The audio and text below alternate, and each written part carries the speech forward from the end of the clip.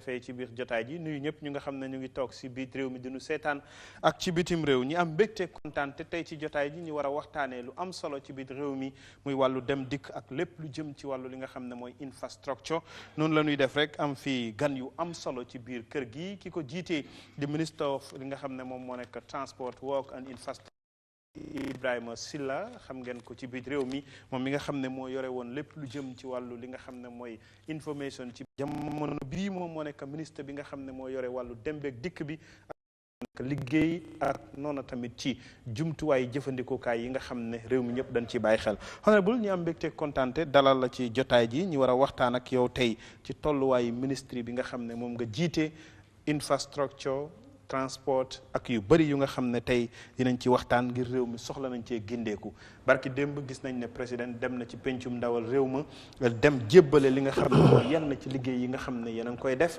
noona tamit gis nañ ne yéen a ngi teew di leerlu lu bëri ci ñi nga xam ne ñooy naam si waaye tey askan wi lañ bëgg a waxal ci liggéey bi fan la toll ñu ngi lay nuyu. jërëjëf Mr Guèye maa ngi nuyu seen supporters ak seen followers yëpp. Eyeafrica lii mooy suma first time ñëw fii nag kontaan bi pour ñëw fii ak suma permanent secretary ak staffs yi nekk ci ministry ak NRA pour ñu waxtaan ak réew mi ak askan yi si liggéey bi ñu nekk tey ci réew mi jërëjëf ñi bàyyi ko moom tam honorable PS honorable Mendy moom tam mu nuyoo mu ngi noonu moom tam tey bokk na ci sunuy gan honorable ñu ngi lay nuyu bàyyi la nga nuyoo rek PS ci jotaay ji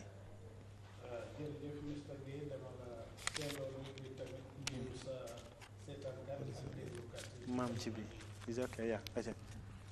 jërëjëf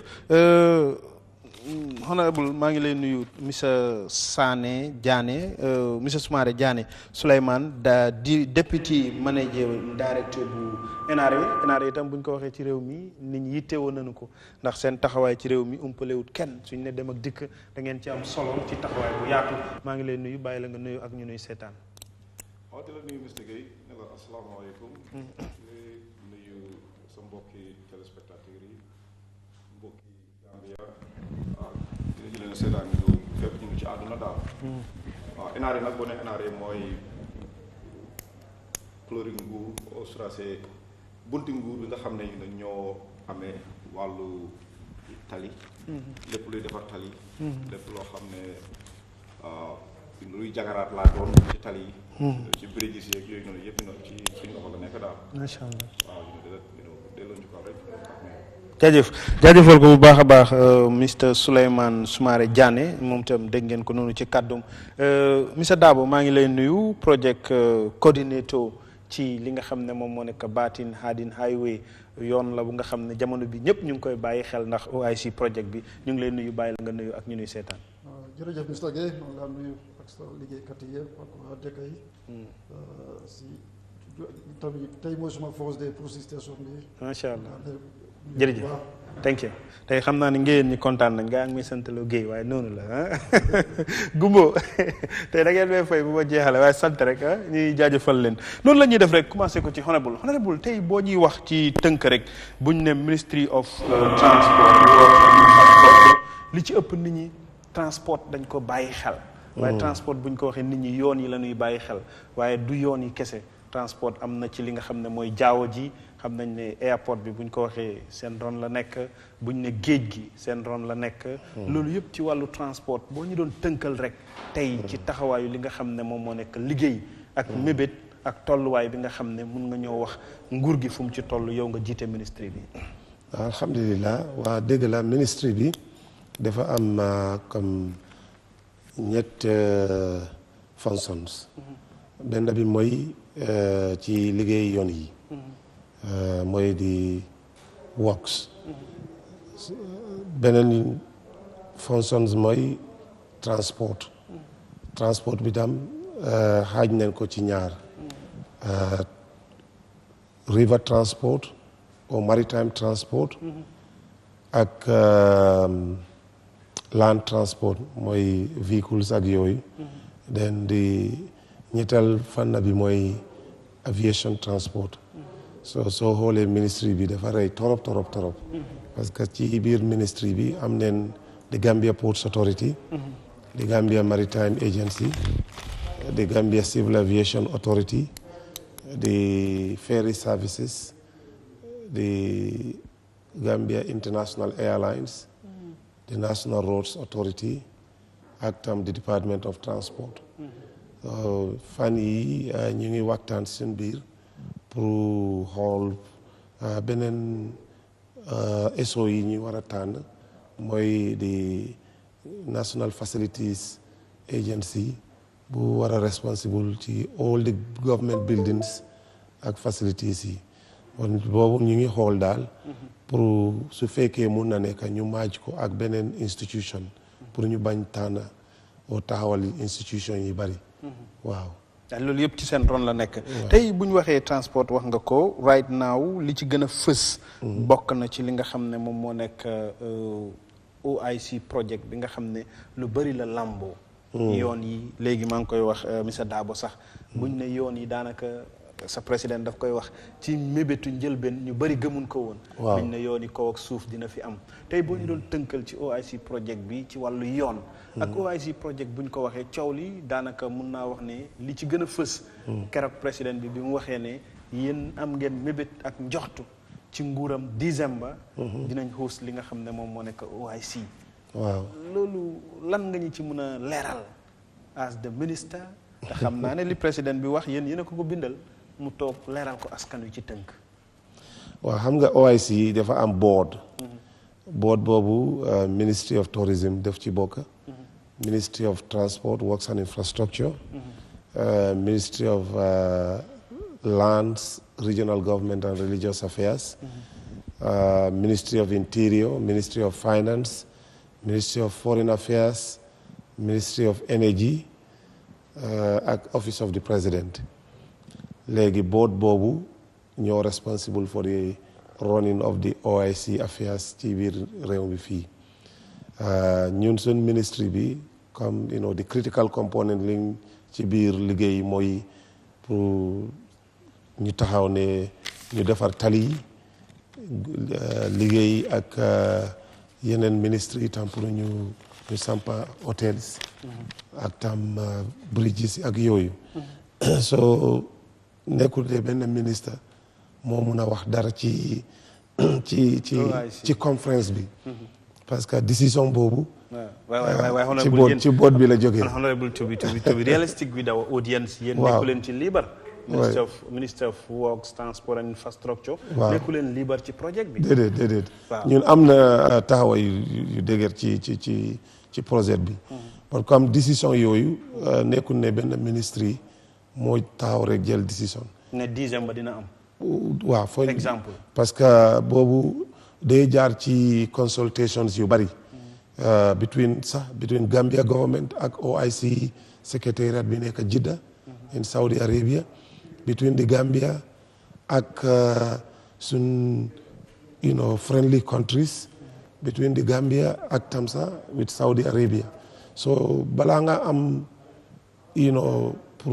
balaa nga jot confirmation bi da nga war a am a lot of consultation but beneen après tam ñu am what we call confirmation visits parce que beneen visit bi ñoom dina ñëw sax on the 5th or 6th of July pour ñoom confirm our state of readiness state of readiness mooy est-ce que ñun pare nañ. But that commitment was taken by the president. No, even during the day of the laying foundation. The foundation waaw hotel. waaw dëgg la commitment boobu loolu laa la wax nii. the board bi moo jël décision. jël def consultation ak all the stakeholders. après ñu dem ci président. wax ko ne luñ suñ xalaat bi mooy ñun pare nañ pour ñu am conférence bi. ok waaw léegi loolu dinañu yóbbu sax ñu dem déglu kaddu yu président bi barki démb ci bi nga xam ne mu ngi doon wax ak askan wi lan la ci wax ak tolluwaay li nga xam ne mooy works and infrastructure ñu dellusiwaat ci jotaay ji waxtaan ak PS delluwaat ci techniciens yi nga xam ne ñu ngi fii ngir yaatal li nga xam ne moom moo nekk jotaay ji ñu dem teewlu kaddu yi His Excellency président Adama Barrow lii la wax ci bésu li nga xam ne moom moo nekkoon sunal.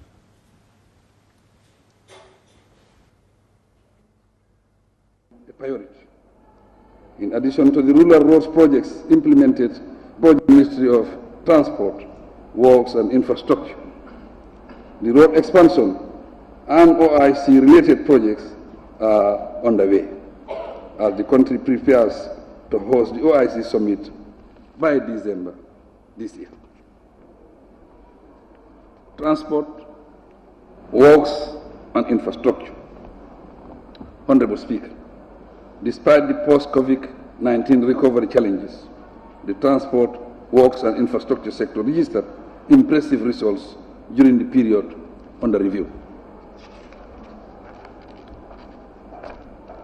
The sector on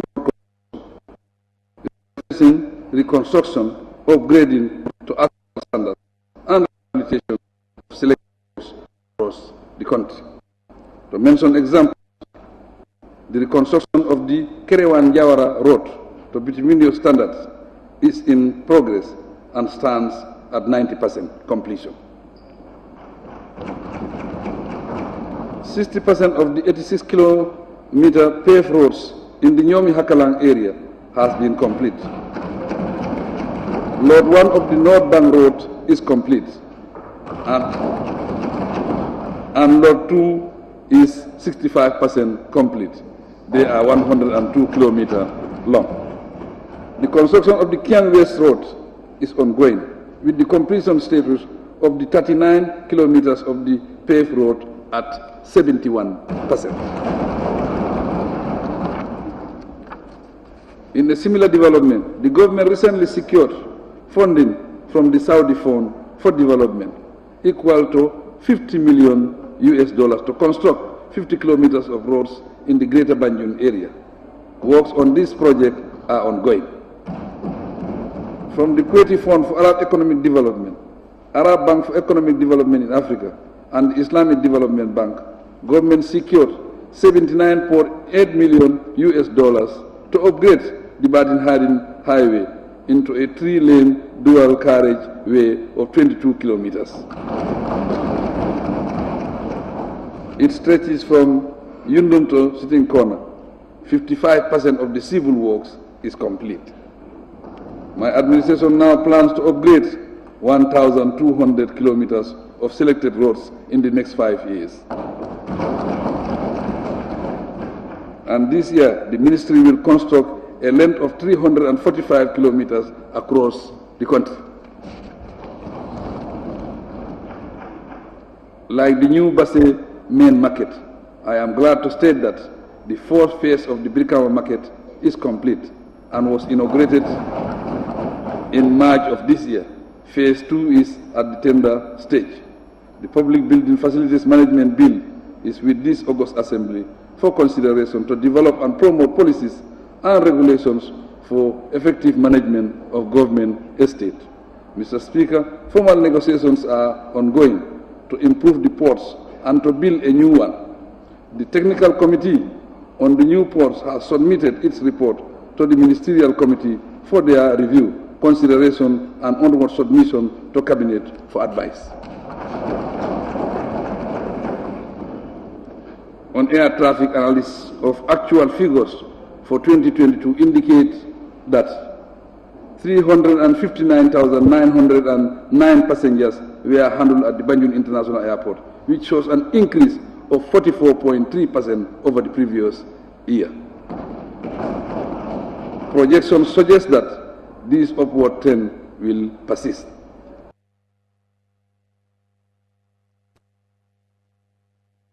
ci président Adama Barrow lii la garal ci pencul ndaw réew ma ci tënk ci xayma liggéey ñi nga xam ne ñoom ñoo nekk ministre bi pièce yow laay engage fii xam naa ne technicien yi moom buñ koy dégg ñu bari xel yi ci yéen lay dem dégg nañ président bi li mu tënk ci xayma ci préparation yi OIC bi yoon daf ci am solo ak yeneen jumtuwaay yi nga xam ne lu ci mel ni hôtel tey maa ngi koy wax léegi July 23 2022 lañ tegoon li nga xam ne moom moo nekk Stone Foundation yi Radisson Blu Hotel bi waaye boobu ba tey ni ñaa ngi laccee démb rek maa ngi dégg yenn National Assembly members ñu ngi koy wax sax honorable ne ko ndax Gambia duñ host OIC bi ba pare fekk duñ am hôtel yi nga xam ne ñoom lañ soxla te ñoom ñoo mën a daloo gan ñi surtout ma la ulama yi ak ñeneen ñi nga xam ne ay borom maxaama lañ ak ay kilifa lañ ñu ñàkk dal ci biir réew mi dal Sénégal wala dal yeneen place wala teg seeni gaal sax ci biir ndox mi di ñëw because hôtel bi ñu bëri li ñu wax mooy gisuñ lu fees bët ci lu nga xam ne wane na ne mu ngi ci tànki luy wane ne dina yegg balaa fii ak décembre.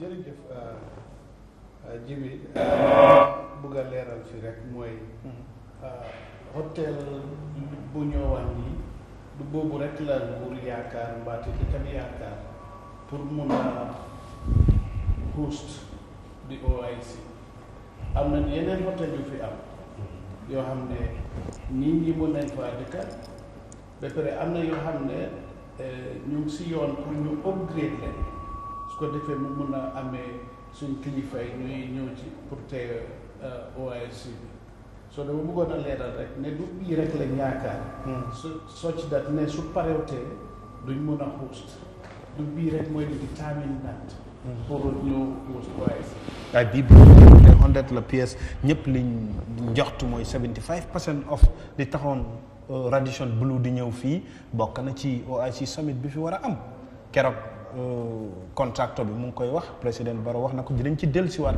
pour ñu fàttali askan wi ndax loola ak léegi mu ngi jëm ci at te fukki weer ak juróom lañ ñu digoon daanaka gisuñ luñ fees suñu bët boo ñu ne ok bu dul sax hôtel boobu kese am nañ fi yeneen hôtel yu mun a daloo loolu te ñu dégg ci lawmakers yi sax ku mel ni honorable ki nga xam ne mooy ki da Barrow mu ngi koy wax ne suñ moytuwut bañuñ ne OIC bi dina fi am waaye li taxoon nguuru Gambia jël xaalis bu bari dugal ko ci hôtel bi tey loolu day naax saay yéen as techniciens yi nga xam ne yéen nekk ci liggéey bi wala honorable dafa am loo ci bëgg a leeral ci loolu.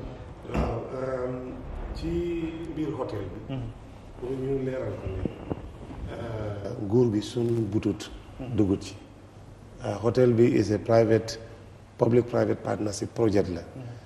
Investor bi moo indi xaalisam liggéey ci réew mi fii ñun suñ contribution bi mooy land bi suuf bi ñun government bi moo joxe land bi apart from the land bi ñun feeyu dara ci projet bi nguuru Gambia dugalut ci benn dalasi parce que lii public private partnership la comme PS li mu wax rek even su fekkee sax amuñu fi Radisson. waaw mu ngi nii image yaa ngi nii. waaw su fekkee sax amuñu fi Radisson. fii moom. Gambia mun na host OIC. bu Radisson Blu bi sax parewut su fekkee sax parewut. parce que in 1991. or 92. or 93 I can remember. Sadauda host na nguur Sadauda they hosted a very big international conference of the OIC, although not the heads of state one. But the ECOWAS summit bitam, host nañ ko fii Kairaba Hotel. Yeah.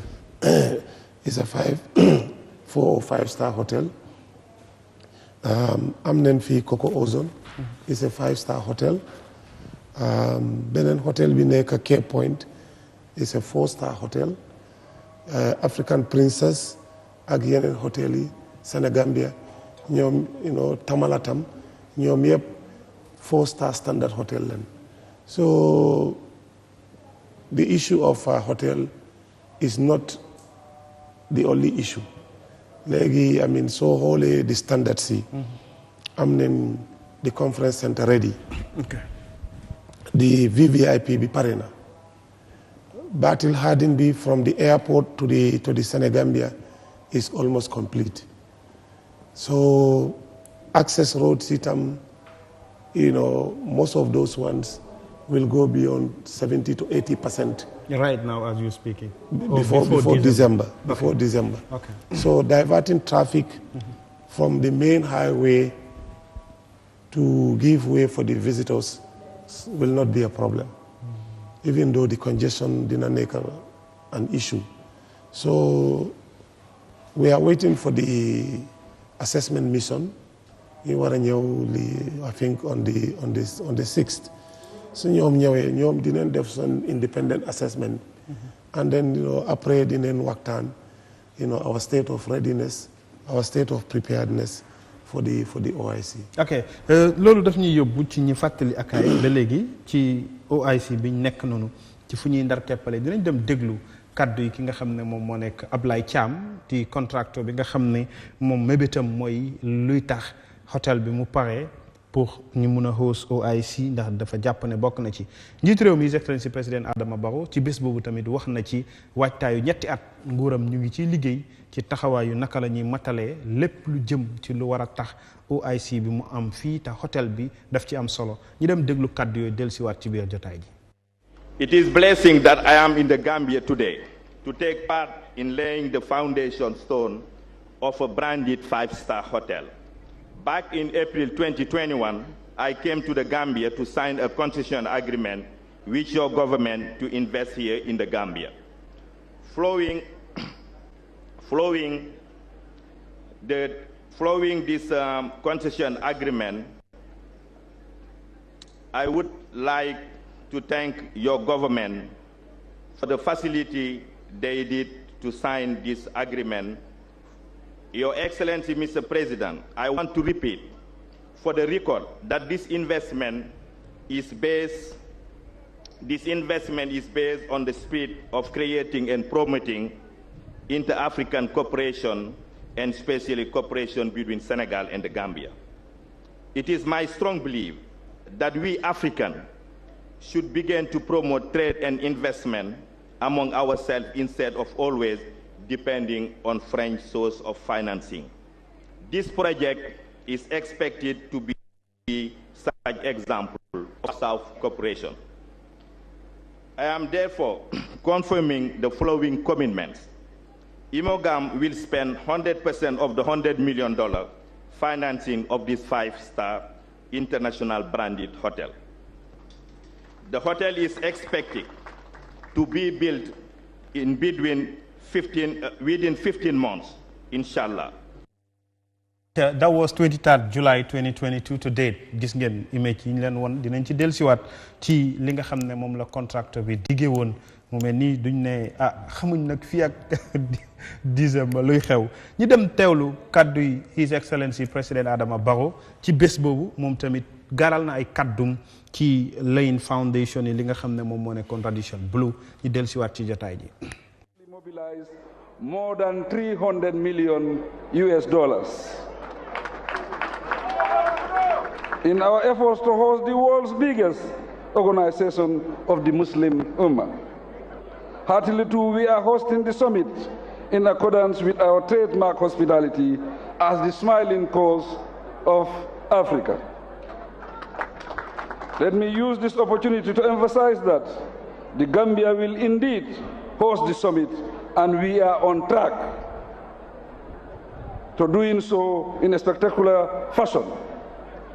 We have the will, the ability, the resources to do so. In short, we have the capacity, and by God's grace, we will succeed.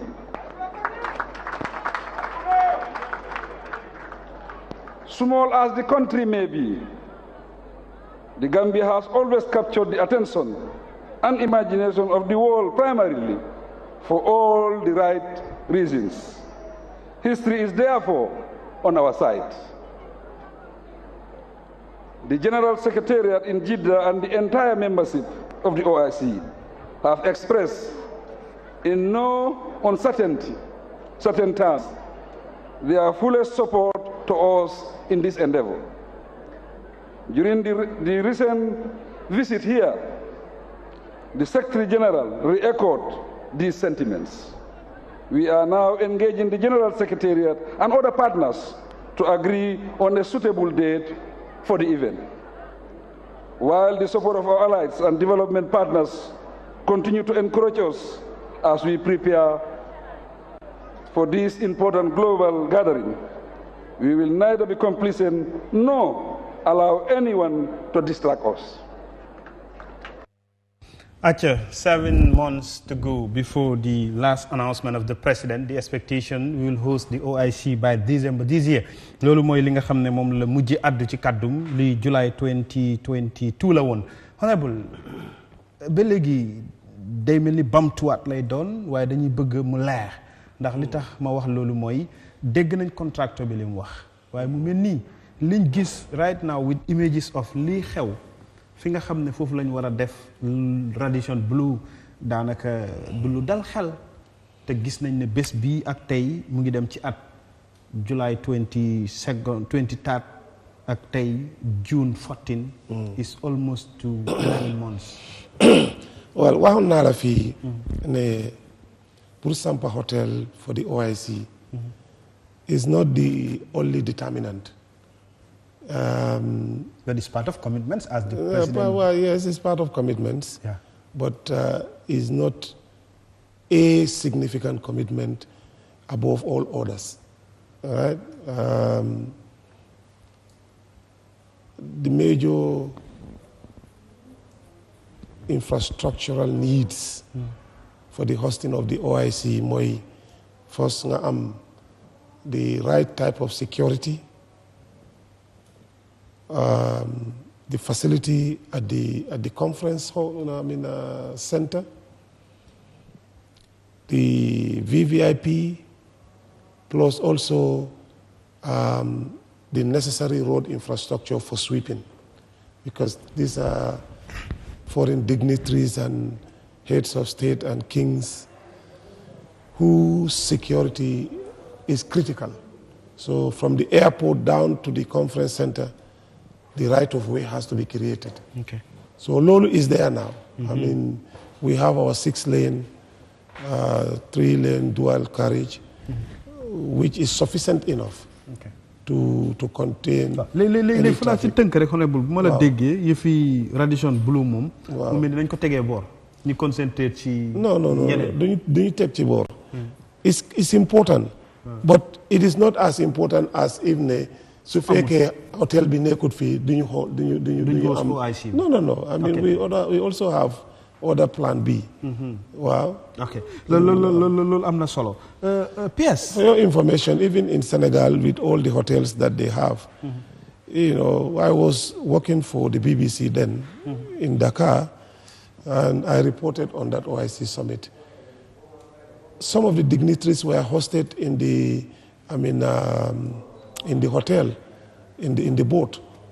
They have this luxury vessel that came and provided 800 bedding. Most of the foreign journalists for Flendal, from that place, you go straight to the conference center.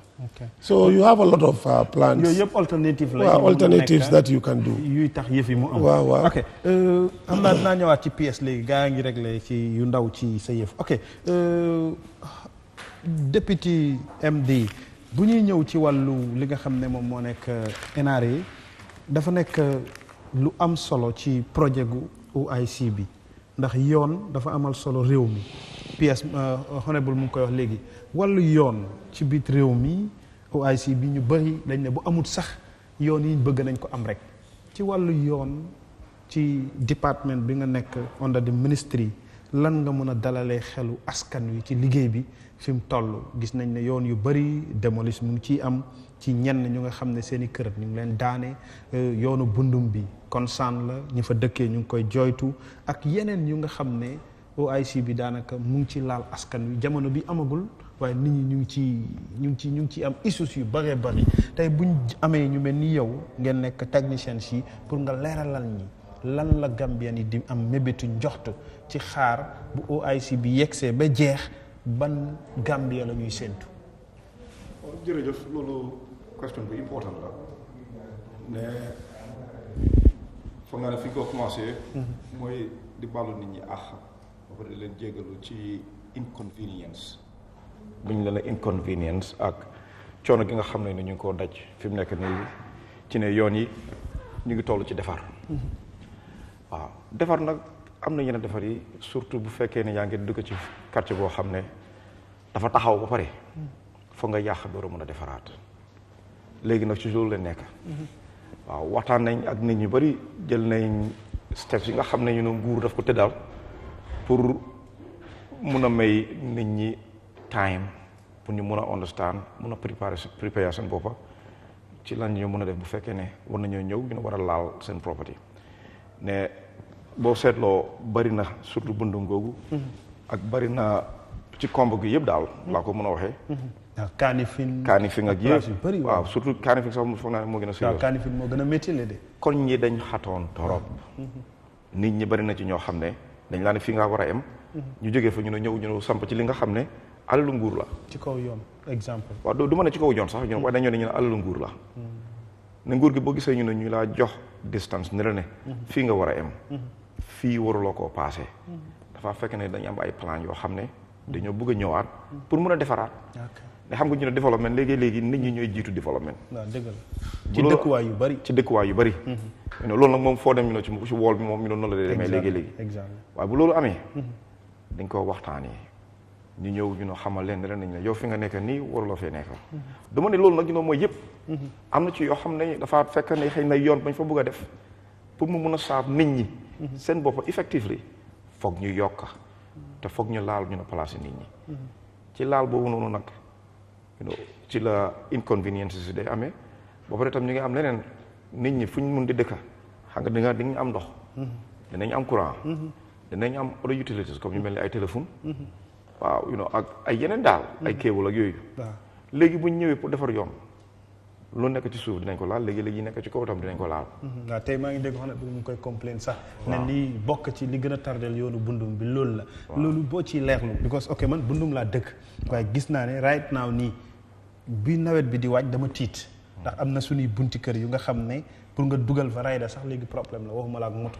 ndax yoon yëpp ñu ngi ko gas ci biir bundum waaw loolu moom loolu am solo la te loolu honorable ministre ci boppam ñu ne joytu na ko dafa nekk loo xam ne lu ko aajool la lu ko yitteel la itam président itam ñu ne joytu na ko léegi ñu ngi ciy jéem a def suñ kentalaay kàttan pour nga xam ne ñu ne fii bala nawet bi di dugg si ba dugga dinañ jéem a fexe yàlla ji taw na tey de waaw base ndax fan ci biir réew bi laa waaw fii de moo tawoo fi non fi nekk ñaaraguñ la yàlla taw na tey de waaye li ma wax ci loolu mooy liñ bëgg a def mooy bëgg nañoo suul pax yooyu noonu bala taw bi di war a ñëw yokk yàqa waaw parce que pax yooyu noonu boo gisee ñu ne mu mel noonu dafa am utility pipes yoo xam ne ñoo fa nekk il faut te ace cable bi ci foofu noonu la nekk ñu ne bund bi nga wax noonu foofu la jaar fibre optic cable baa nga fa daw te fibre optic boobu noonu mën na tëb rek ñu ne laal ko da nga war xam ni nga koo laalee ok ba pare itam special nit ñoo xam ne ñu ne ñu tiré ñëw am pour ñëw mun koo jël ñu ne tegee ko boor ñu door a mun a ñëw ñu ne fataat pax ñu ne continuer waaw waaye ñu bëri dañ leen ci blame yéen naara ni yéen boo xoolee yoon bi am na contracteur yu ñu gis ñi ñëwoon deqi yoon bi yëpp ba liggéey bi door ñu xëyaat rek gisatuñ dara ci liggéey boobu ñu stop ko yooyu yëpp tamit kenn xamul lan mooy bopp ak genn ma leeral waaw liggéey bi dafa ànd ak pax parce que urban settlements yi soo ko xoolee they are on plan so da nga gis ne yeneen koñ yi is less than 6 meters yoon bi waaw soo bëgg a am 7 meters ci yoon ak tam drainage facilities on either side fa nga démolir fa nga gas tam pour ñu am drainage pour ndox mën a jaar bundum bi nga wax ni ñun suñ plan yi mooy by August this year drainage works yëpp dina pare and foog naa du yàgga sax parce que Kéba mu ngi fi I think before end of June or first week of July dinañ level yoon bi pour oto yi mun na jël mun na daw ci yoon boobu ci bundu yoon boobu isn't it Kéba so waaw Kéba dinañ ñëm ci moom gaa ngi ci yëfam ok PS léegi ma ñëw ci yow buñ na ministry bi technically ñëpp dañuy wax ne infrastructure nit ñi dañ ko dee bàyyi xel waaye transport daanaka moom la nit ñi gën a am concern ci ministry bi président bi wax na ko léegi infrastructural development yi nga xam ne yéen a ngi ciy liggéey ak technicien yi nga xam ne ñu ngi ci ministry bi xaalis bi nga xam ne daanaka yéen a ngi koy def pour xool naka ngeen di defaree luy tax réew mi léegi ñu ngi koy wax nii ñun ñëpp ku ci nekk pour nga yegsi fii daanaka da ngay am problème mu yoon congestif bi am ci biir réew mi ci wàllu transport technically expectation bi président wax na ko ci diiru ay at ci xayma bi mu ñëwee léegi lim def ak li ngeen def ci wàllu yoon ak dem ak dikk lan nga ñu ci mën a tënkal ci xayma.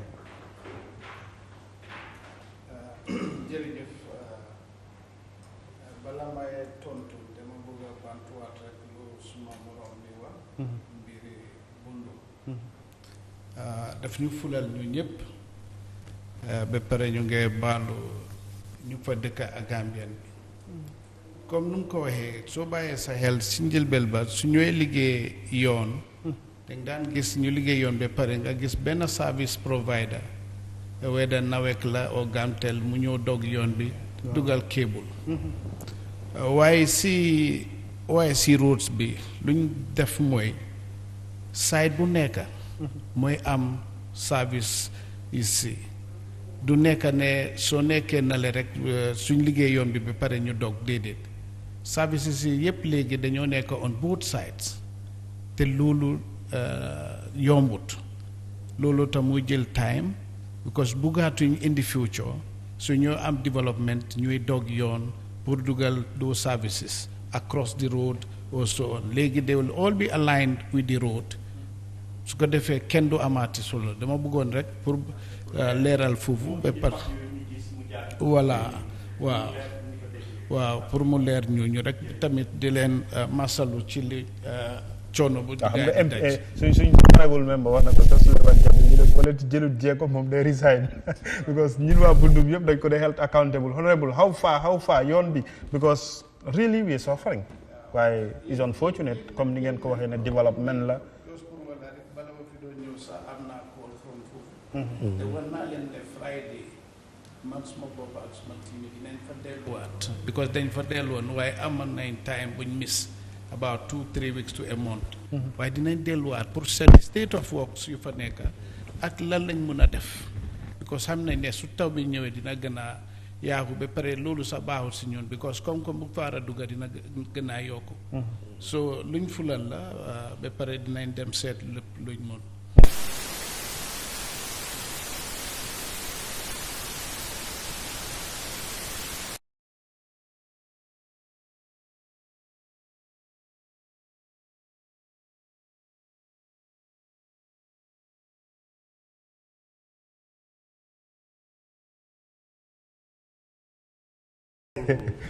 waaw du yoon rek waaye bala may wax yeneen infrastructure rek pour wax leen ne yoon dafa important daf day indi a lot of benefits ci réew yoon dafa yombal dem marché dafa yombal dem lopitaan dafa yombal dem school dafa jokkaloo nit ñi dafa indi commerce dafa indi business soo gisee lu bari suñ ñoon muy jógee ci kaw suñu waajur yi lépp luñ liggéey du daan mun a egsi Banjul oo du mun a egsi Kombo lu ko waral mainly yoon amut so bala muy jógee ci àll bi ba di ñëw ci village si ba di fa jógee ba di ñëw Kombo dafa yaaw waaye soo amee yoon léegi mën ngaa dem basa within 3-4 hours nga àgga waaye loolu moo man mi dëkk Bansang yow sometimes ma jógee fii dem Ndewo Bansang it happens to me sometimes always and all the time xam nga ne loolu jëfewoon na am some years back o léegi sax nga dugga moto ba si diggi ndox ma moto bi fay ngeen am pour wàcca ku nekk tànk xam dugga ci ndox bi pour pousse oto loolu yëpp lu baaxut si nit ñi baaxul si borom moto bi baaxul si kuy fay paas dugga nga war a continuer dem liggéey oo dem defi leneen nga wàcca tilimal sa boppa loolu tax ñu fulal yoon ni pour make sure ne dañ def all this communication and access to services comme health center schools ak marché ak yooyu pour mu yomba waaye the other side of lu ñooy def tamit gis nga di bridge for example soo demoon Farafenni jamono jooja yiru tenda Bamba tenda dangaa gis oto yu line for weeks on both sides yendu fa suba ba ngoon exactly luñ ebu sax dina yaaxu waaye léegi that bridge is on 24/7. infrastructure la ba pare mu ngay indi koom-koom soo demee marché tamit di same those bridges tamit di same yaa ngi wax infrastructure léegi lañ doon wax bi rek OIC. duñ doon mën a am OIC suñ amutoon ak conference center boo xam ne is the state of art boo xam ne dina ñuñ séentu pour ñëw fii dinañ mën a ñëw am fu ñuy dugal seen xel daal. remember OIC dafa nekk meeting boo xam ne dafa important such that because ñu faa ñëw duñ ñu ndaw comme lu ko kii waxee yow xam nga indi arab woon king si ak yooyu even seen dëkk sax du ñu mel is highly seen protection is highly rated. moo ñu war a ñëw fii. so waaye def nañ conference center boobu tamit infrastructure la. ñu ngi work on river transportation. airport bi ñu wax. river transportation is a concern tey maa ngi déglu honorable mu ngi koy wax sax suñ ne river transportation daanaka Banjul Baara problème mu Gambien si yëpp la ñun ñii ñëpp toog fi mun nañoo dafa jiitu suñ judd ñu fekk fi problème bi. diggee la woon ci nguuru président Barrow ne fas nañ ko yéene bridge waaye tey bu ma déggee honorable mu ne waaw gars yi ngi waaj pour indi ñaari ferry ma ne non ba bridge bi moom dina amati waaye I was very happy to hear today nga announce ne. Bansang ak Bustown dañ ko bridge man am native of Bansang moo ko déggee I was very happy today because ñun yàgg nañoo sonn foofu di xàcc féeri tey bi ñu déggee loolu wax dëgg am naa ci kontaante waaye tey bu ñu ne river transportation Banjul Baara problème la PS. waaw dëgg la Banjul Baara problème la waaye just pour delluwaat tuuti rek ci lu nga wax ne loolu la ministre wax soo gisee ministre wax de ne ñu ngi xalaat o ñu ngi plan pour indi ñaari ferry minute ne xalaati def bridge foofu dafa génn pour bridge Banjul Baara nekkut lu yomba dépasse bu mu latte dafa xala diis tuuti te soo ko buggee invest as an investor pour ñëw foofu noonu lu mu latte studies yu mu latte rek alone is in millions of dollars te minute ne soo ñëwee def studies rek dañ am nga garantie ne dina la ko jox pour nga am contract bi soo yu bari lañ nekk di seet loo xam ne dinañ seet ba na gën a génn ci options yi pour def loolu but in the meantime nañ yokk ferry si su ko defee that movement of people mu gën a yomba people and services and goods mu gën a yomba loolu te ñuy yokk ferry si ok yooyu yokk ferry yi concern la wax nga ko léegi because suñ xoolee ñi dekk bi diggante Banjul ak Baara ñi ci ëpp right now dañ ni complain because benn ferry yéex nañ ñaar yokk nañ li nga xam ne moom moo nekk paiement bi te service bi dafa bokk ci mu gaaw nit ki bu ñëwee léegi-léegi mu jàll dem dégg nañ ferry xëy introduce VIP ak xaw ma yu kenn xam ak yu kenn xamul Gambien si bëri ñàkk cee gis seen bopp ba ñu bëri dañ ko wax ne élection yi passé sax bokk na nit ñi seen naqar ci ferry bi ci li nga xam ne tax nañu sanction NPP wala government président Adama Barrow yooyu yëpp tey bu nekkee concern la tey honorable wax na ne yéen a ngi liggéey pour war a indi ñaari ferry lan mooy doon expectation bi pour jàpp ngeen ne is a concern te issue la ci ñi nga xam ne ñu ngi complain lu jëm ci wàllu ferry bi te bëgg ngeen ko dakkal muy saafara.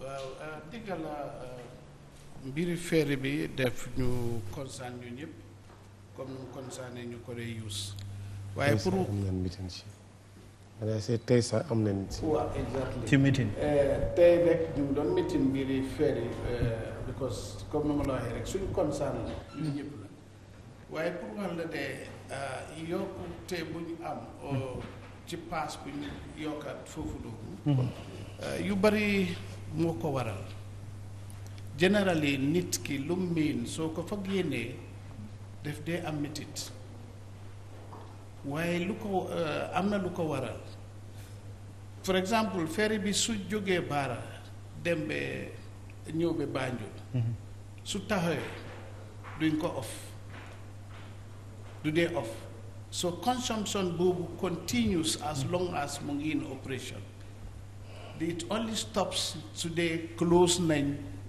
wàcce nañ but as long as it's on the water dafa continue to consume te xam nga the cost of fuel léegi where it's gone to the peer parts, because these are ferries, they have been here for a while now. Peer parts, electricity cost. you need to, be repairing them. The machines as well, the propellers are 24/7 on as long as you get move.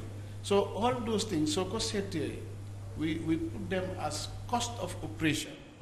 Cost of operation more suit income bu ferries. ok PS léegi lu ñuy def mooy honorable dama bëgg nga daaneel foofu mu doon fu am solo ndax yow xam nañ ne yaa ngi am yitte yaa ngi jàpp ñi bàyyi la honorable Sirif Sarr yegsi na ñi continuer waxtaan bi ak technicien yi ak directeurs yi léegi fu ma bëgg nga daanelee booy dalal xelu Gambian si ci tey kaddu yi nga xam ne président bi wax na ko ci SUNU bi muy address the nation bi Gambian yu bëri am ci concern ne tàngal ceeb ngeen def li président bi waxoon loolu la ñëwaat rek waxaat ko concern nga booy leeral ci loolu as di ministre bi jiite institution bi ci surtout mala ci area of works mooy liggéey bi li fa nekkoon rek lañ déggaat président bi mu bamtuwaat ko yu bëri noonu lañ ko jàppee tey lan nga ñu ci mën a leeral well how man da last year SUNU bi déggan ko bu baax parce que 356 kilometers bi nekku fa du noonu boobu nekku fa the new developments in the ferries boobu tam nekku fa the 6 lanes bi nekku fa woon well, the 6 lanes we know is part of the OIC project. It's part of the OIC process, but the latest developments where we are, because you have to understand road contracts. You start it now and you finish it now. Okay. Most of them takes a minimum of 3 years, because these are 350 kilometers. For the Gambia to do that, you know how much it will cost us a year? That would be netting almost $10 billion. So you have to kind of prioritize, maybe do 150 kilometers this year, the following year 150 kilometers, but you would have signed all the contracts. Okay. You would have identified the contractor, and the contractor is fully mobilized. So of course, President Bisunyo Wesa, next year, he will talk about the progress of the 350 kilometers. He will now inform the public that Hakalan Legi Parena in December. He would now go and tell the people that 50 kilometers is now ready. The 6 lanes Bilegi is also ready, and that is in use up to Senegambia, and then the other remaining. That is. Honorable dañ dee gis of recent rek président bi dem na gis yow sa bopp bi nga demee benn time def visit. gis nga ci liggéey yu nga xam ne doxut. waaye yooyu yëpp non liggéey ñu ngi dox. xam nga tam ne lépp baax na rek. No. xam nga ñun every month we do what we call spot visits to almost a lot of sites, and what you saw on that YouTube video is normal for us. Most of the time when we go on field visits, because that's when you will also realize whether certain things are going on right. We have always done those type of things. It's just that even this time, I did not know that the recording was on, because this is field visit. Okay. So between us and the contractors, this always happens. We always reject, certain words, or we amend certain things on the spot in the field, or we accept the government has to increase, its involvement. But that never appear on because normally we don't want those things to appear. That is between us and the contractors and the consultants. This is a routine for us. Okay. Now we are even going to do it every 2 weeks. It will be even frequent. So you don't want to. It's not a showman thing. We want to do our work behind the scene. Let people talk, but let them see our work. So I don't believe in this type of thing where you want to be seen as if you are the be-all. We go to the field to solve problems and to find solutions to the challenges, not necessarily in anything like that. Okay. But the truth is, pour ma leeral ne this is normal for us. Okay. You know, every time we do it, and the PS can confirm. Certain times, as in your office, that very day, we don't accept this. We don't want, you know, we want you to do it this way. It's normal. Okay. Between contractor and client is absolutely normal. Okay. Honorable dañ lay sant gërëm la jaajëfal la ci time bi because xam nañ maa ngi ko léegi maa ngi la doon follow. yaa ngi woon ci assembly bi jóge fa te yaa ngi war a am yeneen yitte yoo war a dem doxi. techniciens yi ñu ngi fii National Assembly member bu Old Jos One Sirif Sarr dafa bokk ci select committee yu works and infrastructure. dañuy dégluwaat kaddu yi His Excellency Président Adama Barrow ñi waxtaan ak techniciens yi nga xam ne tey bu ñuy wax liggéey bi li ci ëpp ñoom ci seen loxo la nekk project directors yi ñu ngi fi ci yaatal tey loolu mooy suñu waxtaan ñu bàyyi la rek lan ngay tàggatoo Gambian si nga xam ne ñu ngi la doon seetaan as a politician, as a media personnel, as the current Minister of Works and Infrastructure. It's a pleasure pour ñu host la ci programme bi tey. waaw jërëjëf pour confirm ne ñun we are always available su fekkee sa sometimes again difficult, honorable. No. We have never been approached ñu bañ ñëw ci programme. Okay. In fact, if you want, we can do a weekly show on this platform. Loolu is in our interest pour ñu wax askan yi, you know, suñ liggéey bi fan la tollu, you know, what we are doing on their behalf, and you know, to dispel a lot of misinformation. Parce que da nga gis ne a lot of people, I mean, who are talking on social media, they don't have the right information. At time, you know, they don't know a lot of things that are going on. And it is our responsibility to come and clear those things. That is why we are ready to go on any platform to be challenged, to provide the information, but to clarify also. Thank you. So, what I will say, you know, to thank you and the management of Kante. Kante, you know, I mean, is my boy. Yeah. I mean, I'm really very excited and really proud of him. Really, I mean, when I approved his license, I think it was in 1999. No, 2019. Yeah. You know, I mean, I didn't expect that I was going to find this. And Mom, you know, he showed me his plan, what he wants to do, 9 floors here. I mean, so really, a huge investment has gone into this. And he's a Gambian, employed Gambians. So we want to encourage him. Thank you. And to also assure him that we'll be ready to come on his platform at any time. Thank you. Just give us the information. Let us know. Best we will just come, just as we have come, in full force, you know, to inform our people, to engage them, to interface with them about our work. Jaajëfal ko Honorable Minister of Works and Infrastructure, Transport and Infrastructure, Honorable Ibrahima Silla moom moo doon àddu noonu ci kàddum léegi dañuy jël a short break ñu dellusiwaat déglu kaddu yi His Excellency Président Adama Barrow waxtaan ak techniciens yi wax naa leen ko am nañ fi PS am nañ fi Deputy Director bu NRA am nañ fi Mr Dabo Project Manager bu Batin Harding Highway am nañ fi tamit ki nga xam ne moom moo nekk Mr Keba Trawale Project Manager bu OIC moom tamit mu ngi fii ñoom la ñuy waxtaanal yaatal ci jotaay ji ci nu mu gën a yaatoo ci kanam tuuti lay doon léegi a short break ñu dellusi. Infrastructure development activities resume and will remain a priority. In addition to the rural roads projects implemented by the Ministry of Transport, Works and Infrastructure, the road expansion and OIC-related projects are underway as the country prepares to host the OIC summit by December this year. Transport, Works and Infrastructure. Honorable Speaker, despite the post-COVID-19 recovery challenges, the transport, works and infrastructure sector registered impressive results during the period under review. The sector steadfastly focused on road construction, resurfacing, reconstruction, upgrading to asphalt standards, and rehabilitation of selected roads across the country. To mention examples, the reconstruction of the Kerewan-Jawara Road to bituminous standards is in progress and stands at 90% completion.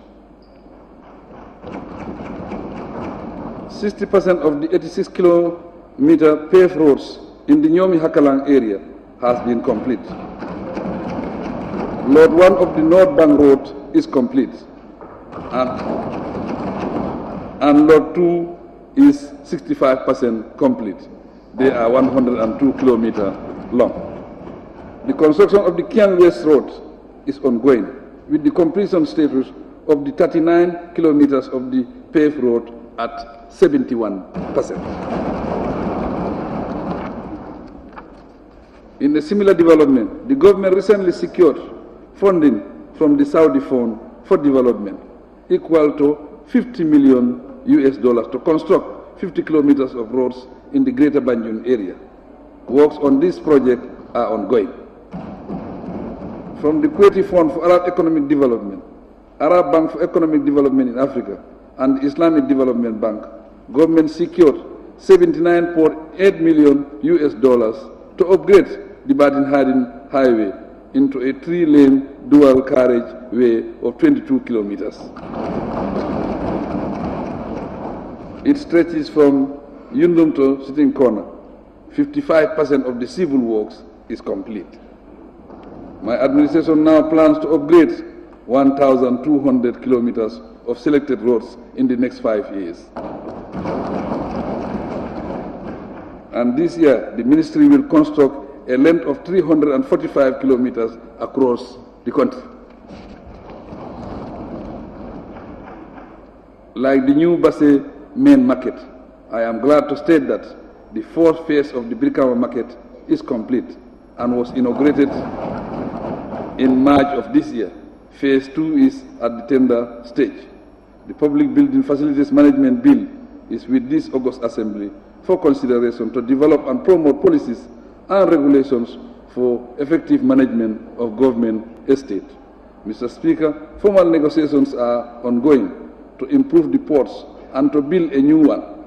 The Technical Committee on the new ports has submitted its report to the Ministerial Committee for their review, consideration and onward submission to Cabinet for advice.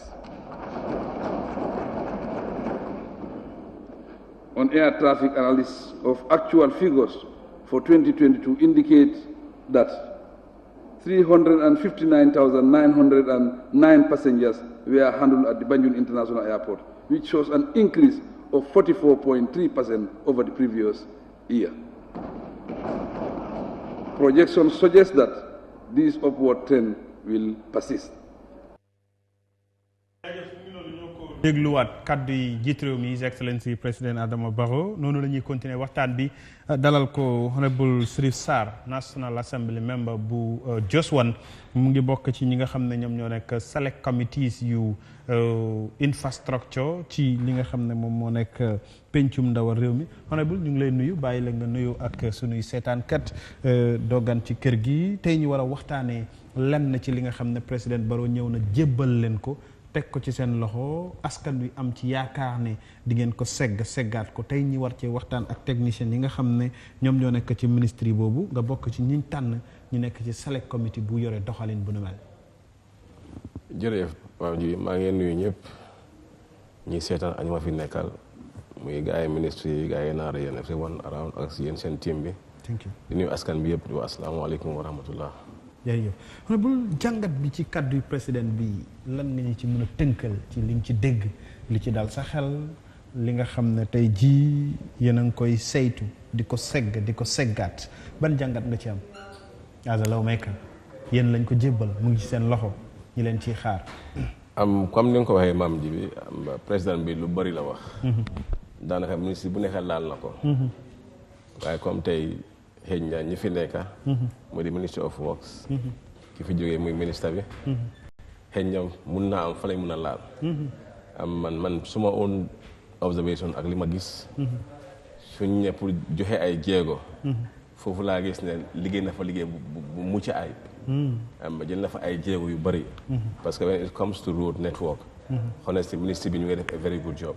Mais when it comes to our level ñun bi ñu toogee. soo taxoon ba gis temps mel ni ba budget bi ñëwee. because of what they are doing ak li nga xam ne moo nekk in the pipeline. ak the current ongoing works yi nga xam ne ñu ngi xamoon. moo taxoon ñu aadale win xaalis ñu ñëpp ñu agree as national assembly members. pour mission ñu mën a fulfill those dreams. So definitely on their side. they are doing a very good job honestly. ok ci wàllu infrastructure. waaw ok ci wàllu yoon ak ci wàllu li nga xam ne mooy li nga xam ne moom moo nekk ports bi wax na ci Gambia dañ ci am problème ñu bëri soo gisee ñu ne tey soo gisee dund bi mu seer port bi problème la ñii ne port bi dafa ndaw ñii ne port bi daanaka liñ fay caaj dafa seer ak yu jëm ci yu nu mel boo déggloo mu ne gars yi ñu ngi am mébét pour toxal ports bi ak yu jëm ci yooyu ban jàngat nga ci am ci njoxtu ak xalaat ci gis-gis ndax foog nga ne mooy saafara problème bi. xam nga comme man soo ma dee déglu si parlement bi dama am interest trop. si port bi am interest si jiyaare yi nga xam ne ñu ngi collecte revenue. parce que dëkk bi suñ ko doxalee. ñun loolu mu lañ yaakaaree muy revenue. revenue ñoo am si askan bi mooy doxal réew mi. revenue boobu noonu nga xam ne suñ. let's say 90% of it comes from GRA. te si la port yi bokka foog naa ñun dañ si am liggéey bi ñu war a def. of course te liggéey bi ñu si war a def mooy. waxoon naa ko te dinaa ko waxaat fi tamit. pax yi nga xam ne ñoo fa nekka suñ leen fatee jël sax ñuy waal yaan si biti. te fii Gambia fii revenue bi ñoo collecte in billions. waaye ci kàddu yi président bi ak ministre yi foog naa seen xayma mooy def beneen port. waaw moom laay wax rek moom laay wax parce que ameen daa foog naa adjournment debate jël naa exemple yoo xam ne ma ne suñ gaawut mun naa ñu tëj as Gambia muy port bi ñu am Foundiougne in Sénégal ak port bi ñu ñëw waaj a build in the other side of Ziguinchor ma ne suñ ñëw down to our level ñëwaat compete mun nañoo am problème kon suñ ñëwee ba am dat mébé ne mu war a expand port bi am fuñ koo toxal kon yaakaar ne loolu su amee mun naa fata pax yooyu noonu soo ko seetloo tey suñ bagage yu bari ñooy dem Sénégal lu ko waral te fii ne foofu moo gën a gaaw kon lu tax fii gaawut mun naa dafa tight waaye suñ ko yaatalee lu bari ñëw soo baa Sénégal du ñu si am benn problème parce que tey amoon nañ temps boo xam ne bagage yu bari ida in Bissau kat Sénégal they used to bring it here and then transport li ëpp ñoom fii lañ daan wàcce exactly so why it's not happening now it's a correction is what I'm saying ok PS loolu daanaka tamit day delluwaat ci ñu mel ni yéen ñi seen xam-xam màcc ci yore technical job bi ci ministry bi yëfi port bi lu yitteel Gambian si la keroog bi ko Gambian si yu bëri déggee dama dajeeg businessman yu bëri ñu kontaan ñu ne ma dégg nañ président mu ne dañuy defar beneen port loolu dal na suñu xel technical yi da ngeen jàpp ne loolu mooy saafara bi wala visible study yi ngeen def comme ni ko honorable waxee léegi gis nañ right now ñu bëri ci businessman yi li ñuy wax seen bagage yi Sénégal lañ koy wàccee di ko indi fii ñu bëri ñu ne fii time bi ñaareel bi mooy seeraay bi ak yu bëree bëri yu nga xam ne right now dañuy gis ne Gambian si ñu ngi ci am constraints challenges and issues.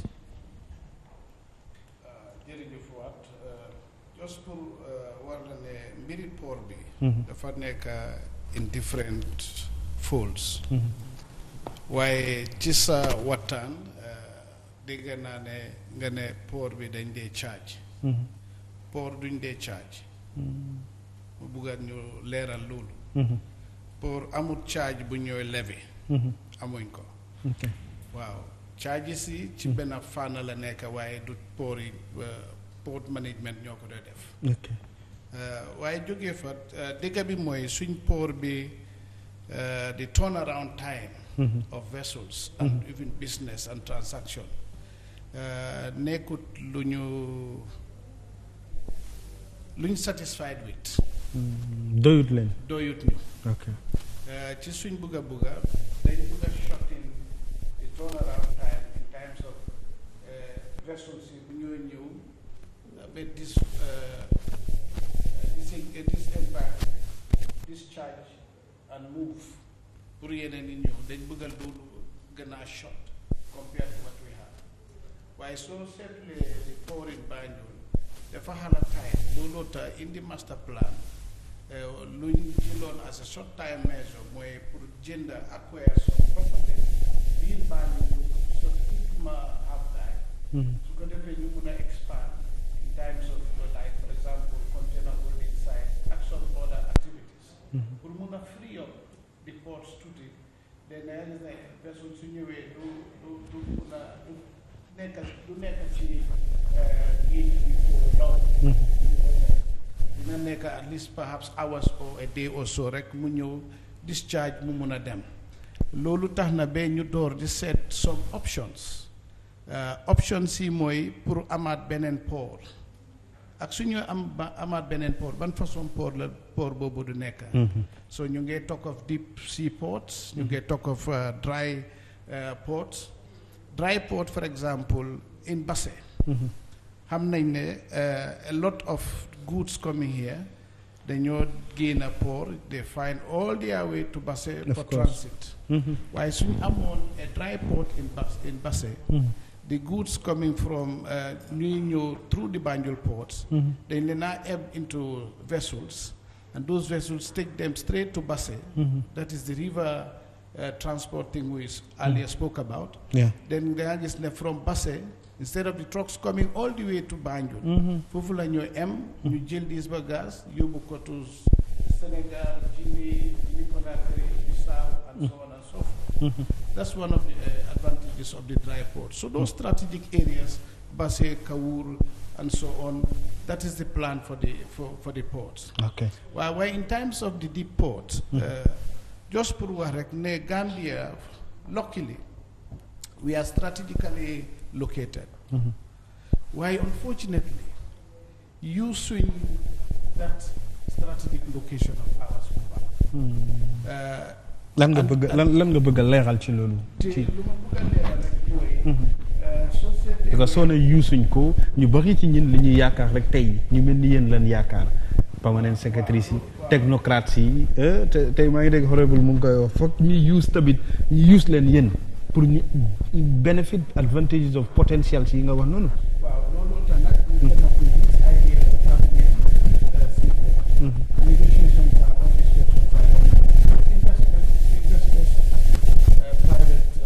people ñoo xam ne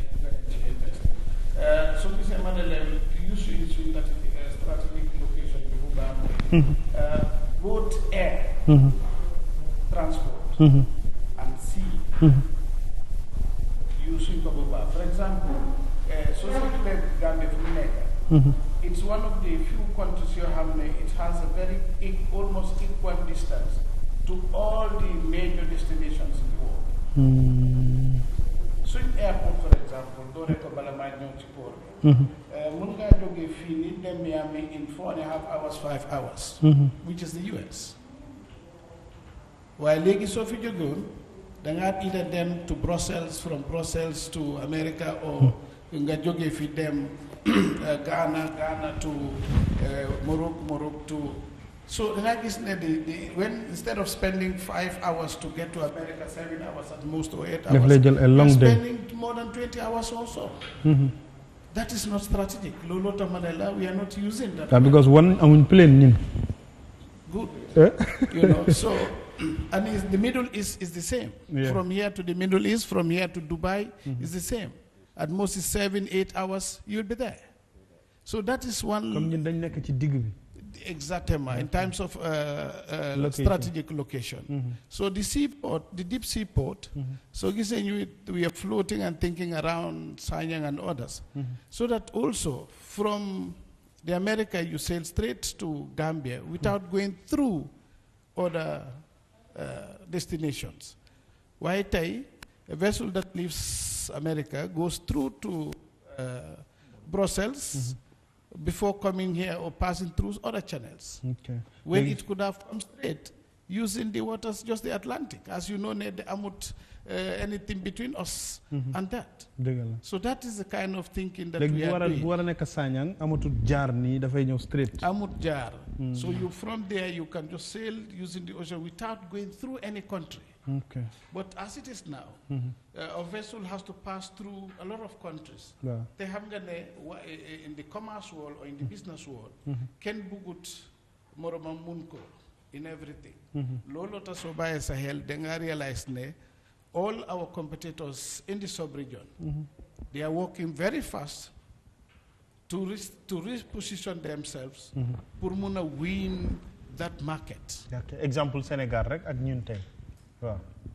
So that is the reason pour ñu ñëw up with this remapping and also repositioning the country in terms of using our strategic location as an advantage pour gain the business. ok fi ma bëgg ñu daanale foofu rek ci fi somm bi balaa ñoo ñëw dugg ci fi yoon yi honorable wax na ko léegi ne ci suuna bi li mu dégg ci président bi yëfi infrastructure def ngeen ci développement yu bëree bëri tey buñ ko waxee ñin ñu mel ni ñin as bii di partner au journaliste yi dañ ko dee wax ne non technicien yi ak technocrate yi gars yi ñooy sëlmal président bi dañ koy bindal yëf yi maa ngi koy wax léegi honorable tey boo ñu si ñëwal pièce yéen ñi nga xam ne technical yi liggéey bi yëpp ci seen loxo la nekk yëfi infrastructure ak président bi li mu wax ci wàllu yoon ak ministre bi nga xam ne tey dafa am solo ci biir réew mi wax nga ko daanaka buñ ne yoon yéen la buñ ne ndox mi yéen la buñ ne jaww ji am ngeen ci cër buñ ne infrastructure am ngeen ci cër buñ ne liggéey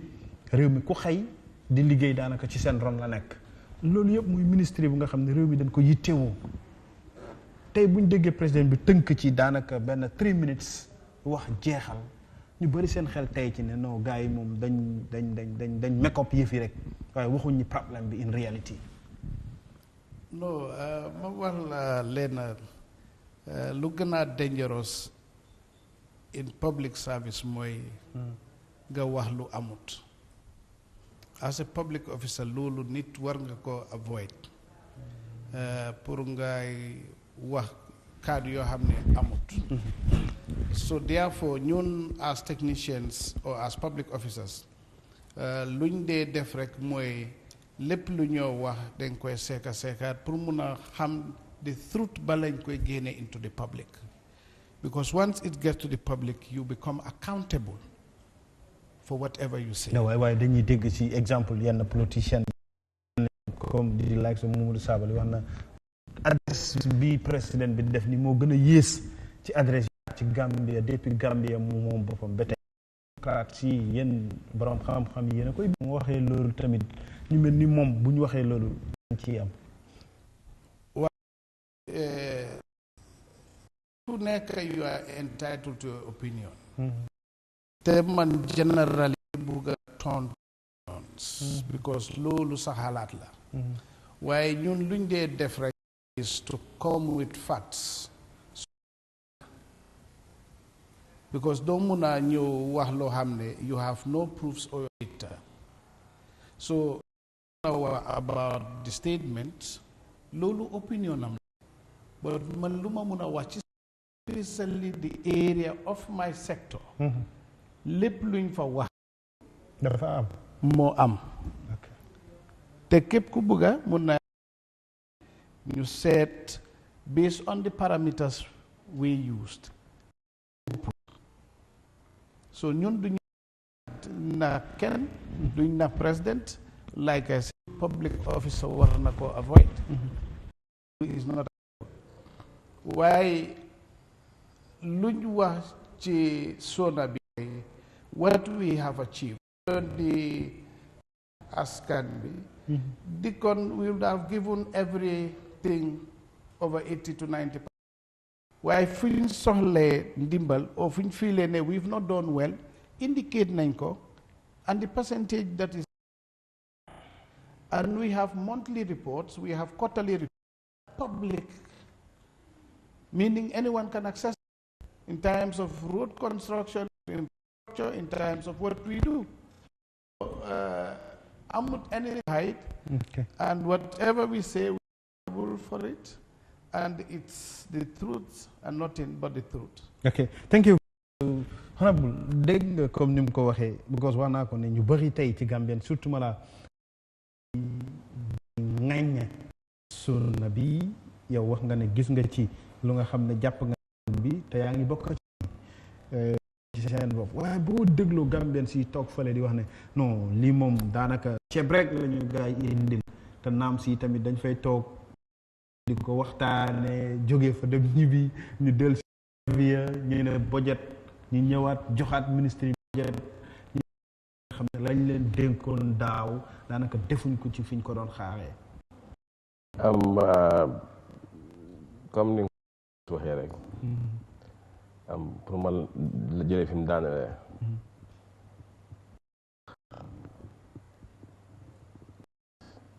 sa boppa nga la dina jaxarang ni ki ne xool yàlla def fàng kenn du ko ji waaw man soo gisee may ne man ne seen ministre yi jël nañu ay jéego te ñu ngi liggéey select committee exactly ok tey soo dégloo ministre bi tey bi mu ñëwee tey si téléphone am na question suñ ko he was very honest at 15%. ne pour mbaamal ñu with the fact ne percentage bi so wax ni we cannot do it if want to develop ñoom network wow ne technique technical exactly when it comes to road network not ne they are sitting I'm seeing them trying with his team duma wax affaire am waaye Dabo da kee suma area man so su lu mu nekk we come to say honorable and that's why we are coming together as a team they cannot do it alone of course together and do it so that we see Gambia where it should be I'm just from China naa ko represent in China lu seen road network bi and that's what we want them to do. When you have proper road networking, the country will develop. Of course. Because they have to be invested. They have to be as a ministry. The responsibility I am to the office, the transport, the river, I mean the roads, things are blended together, and I think Gambia can transform the way it should be. Okay. ñëw ci yow balaa ñu baax tey buñ ne moom moo nekk project coordinator projets yu bëri gars yi dañ koy ŋaññ exemple rek ministre of agriculture nekkuñu naam si ñoo ñu wax ne fail yëpp projet bëri yu allo na surtout wala ci OIC bi coming back to lan nga ñu mën a jox ci xayma ci tënk ci liggéey yi nga xam ne yeneen ci jërëjëf fu mu nekk nii comme li nga ko waxee sa introduction bi Bartel Hadin Highway bi fu mu nekk nii plan progress bi by end of last dafa waroon a nekk 7%. 67 waaye soo actual progress bi ñu ngi 60 léegi 60 waa 60% waaw 67 versus so soo ko xoolee ñu about 7%. fu mu nekk ni daal projet bi mu ngi progress daal. ok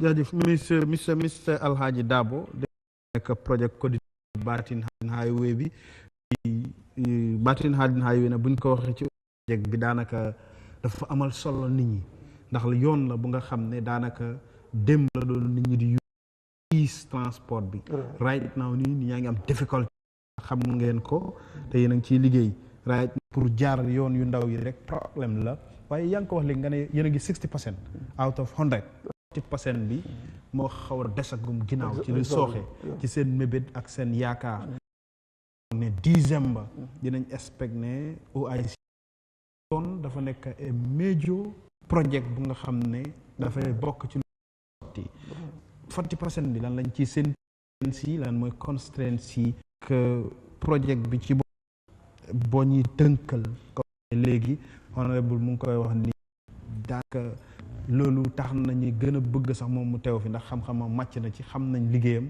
ci wàll ndax Gambians dinañ am satisfaction 100% ne fii ak yeneen juróom duñ amaat problème mu yoon yu bon ci Mr Diané laay ñëw ñoom NRA loolu lañ wax dañuy gis sa pax ci ko ñu romb dem mbaa yoon yi duñ gisaat loolu.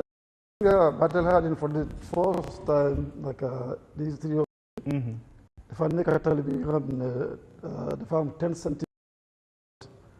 soo bàyyee sa xel di airport bi Sénégal bi ñu fa def layer bi 5 centimetres la force bi loolu de Gambia fu mu nekk nii kilomètre 13 plus 900 so ñu ngi barki dem ba sax ñu ngi start trial bi pour wearing course bi di second 5 centimetres bi dembala barki dembala ok kon yoon bi nii nekkul foofu dañoo ñëw tegaat beneen 5 centimetres asphalt bi waaw man ngeen ma ko gisee ma ne gars yi bu dee lii la rek dañuy naxaat so tamit barki dem ba comme la ma trial bi so dafa continuer ok 5 centimetres boobu Sénégambia so ñëwaat nañ si gannaaw fu projet bi starté noonu pour commencer beneen final 5 centimetres bi mooy wearing course bi te li nga wax si affaire yi trafic bi tamit suñu plan bi mooy balaa nawet bi door nañu try daal trafic bi egg si kaw nit ñi mun a moom mooy plan bi waaw nañ ko mën a use su nekka nii nag nawet bi duñ ko mën a use waaw nawet bi de li fi ne na trafic inshallah loolu mooy plan bi mi tam bi des comme wax nga ne start ngeen ko expectation bi how long la moo luy tax ñi gis ne fii ak nawet ko li jaane ne yàlla ji taw na tey ndax man tawtee naa si suba bi may doon wiis te bu ma gisee loolu ma ne nawet bi dox na waaye xam daanaka bëgg ngeen bëri ci xayma second phase tali bi how long will it be asphalt lay moom gaaw na su machine bi plan bi amul problème mun nga kilomètre yi de dafa gaaw waaw asphalt pour lee ko dafa gaaw te su fekkee ne sa tali bi naka nawet bi tamit ba dem na ba am nga disturb gars yi mun nañoo use di force layer bi ba Sénégal bi that's not a problem at all su ñu amee si dry spell bi si lifin bi naka si nawet bi dañu mun a continuer si final layer bi ñu pare waaw ok buñ ne Batin Harding Highway bi tamit mun naa ne bari na ay challenges surtout ma la daaneel bi ci starting ñu bari nga ko wax ne daaneel bi nekkoon na seen problème comme monsieur Diané mu ko yooyu ci starting bi ñu bari di wax seen challenges ak seen constraints ci am na ñu ne leen ko waaye eventually mujj ak yooyu lan nga ñuy leeral ci loolu as ci project coordinator ci yoonu Batin Harding nag dañ fa amoon right of 40 meters from Central Road 40 meters moo fa nekkoon so bu ñëwee si construction bi ñu am 30 meters right of so 30 meters right of way boobu amuñ benn challenge si lifin daana li amuñ benn ci starting da ngeen ñu diggoon ne 4 lane la moo nekk side bu nekk waaye ñu mujj a gis mu ñëw nekk 3 waaw because déggoon nañ loolu ñu ne dafa nekk 8 lanes side bi 4 side daane loolu lu bëri ngeen ñëwaat ñu gis 4 lanes moom kenn musu wax 4 lanes ok musu leen ko wax non Gambian si rek ñoo ko doon wax noonu non waaye ci master plan design bi moo fa nekk non 3 it was 3 ever since 3 waaw ok 3 ok PS da nga ci bëgg a leeral doore ko ci lu nga gis ni soo gisee ñu pour asphalt ak also pour work on the bala traffic light luñ bëgg rek def mooy to gain time because am na mën a def juri am na yoo xam ne doo ko mën a def at all tamu ko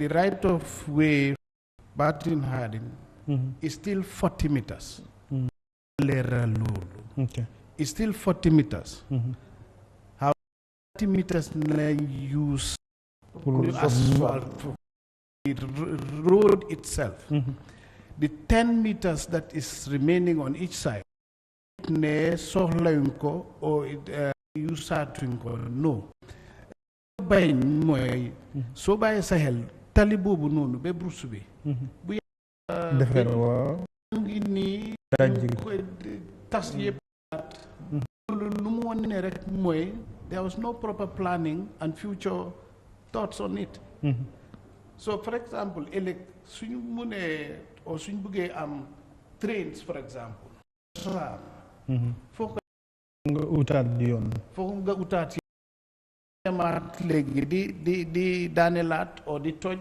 o def ko ci kaw loolu yëpp expenses la mën ngaa utilize that 10 meters bu nga am on each side for future developments so loolu tax ma bëgg a leeral ne it is képp koo xam ne you move out of meters from the center line of the road that still stands in Harding Highway la pièce Gambia tali bi di pare gars yi dellusiwaat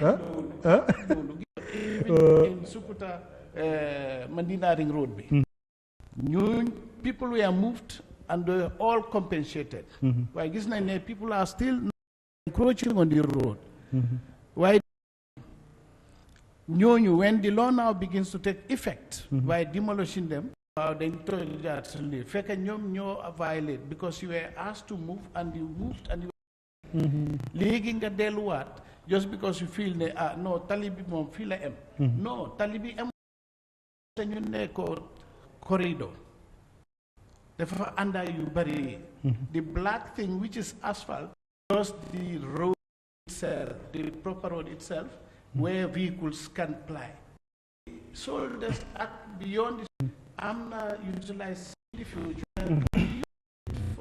ok loolu monsieur Dabo nga daane ñu Keba moom tam mu ñëw monsieur Traoré as project MD ci bi yaa ngi woon fa am solo fi bul ñëwee monsieur Mendy ci taxawaay boobu comme yow Harding Highway bi ñu bëri right now li ñuy wax mooy am na ñu nga xam sax gars yi daane nañ seen place yi waaye yusuñ ko koy dégg bi ko dañu koy complain ne gis ngeen nañ daaneel ñi si yii yëpp waaye yusuñ ko tali bi fii la em xëy na yow boo ko déggul dina baax ñi eggee leen ko pour yéen tam ngeen xam ko comme ni ma la wax ne ñu ne gars yi dañ 40 meters yëpp lañ soxla ñeent war a doon ñett léegi gis nga am na ñu daane seen kër yi sax waaye soxlawuñ loolu waaye pièce leeral na ko ne benn soxla ngeen ko seen moomeel la da ngeen ko war a use pour nit ñi xam loolu. monsieur Traoré ñëw ci OIC daanaka mooy coow li comme ni ma ko waxee ci ginnaaw yoon yi ci biir réew mi ñëpp li ñuy wax mooy OIC bi du am ñu ngi daane kër yi OIC bi du am yoon amatul ci biir réew mi. project manager lan nga ñu mën a wax ci tolluwaay yi xayma nattuwaayu li ñu am njoxtu ci yaakaar ci li président bi mujjee wax hopefully comme December this year Gambia dina host OIC. First of all, Malam. baax monsieur Traoré. di nuyu viewers yi. jërëjëf di nuyu ñu ma sial plateforme bi. yes honorable ak suma DM. Colleague and senior Mr. Dabo. The OIC 50 kilometers is about routes. Okay, 70. 70. Mungi told you 50 routes. 50 kilometers of routes. You nga nekk tali bu mag bi. No, si biir dëkk yi la nekk. Waa ci biir dëkkuwaay. Waa Guyul ak daanaka Kanifing, Sukuta, Bundung, Serekunda, Bijilo, Bulufaya yooyu la. 2021 ñu ko jox 2 contractors. Waaw lot 1 ak lot 2. So lot 1 SSTP, CSC ak Alpha Hard. Lot 2 Pavi Ford, Gambia Sara ak Huta ñoo ko yore. liggéey bi daal lot ñu ngi commencé Kanifing ñu ngi fi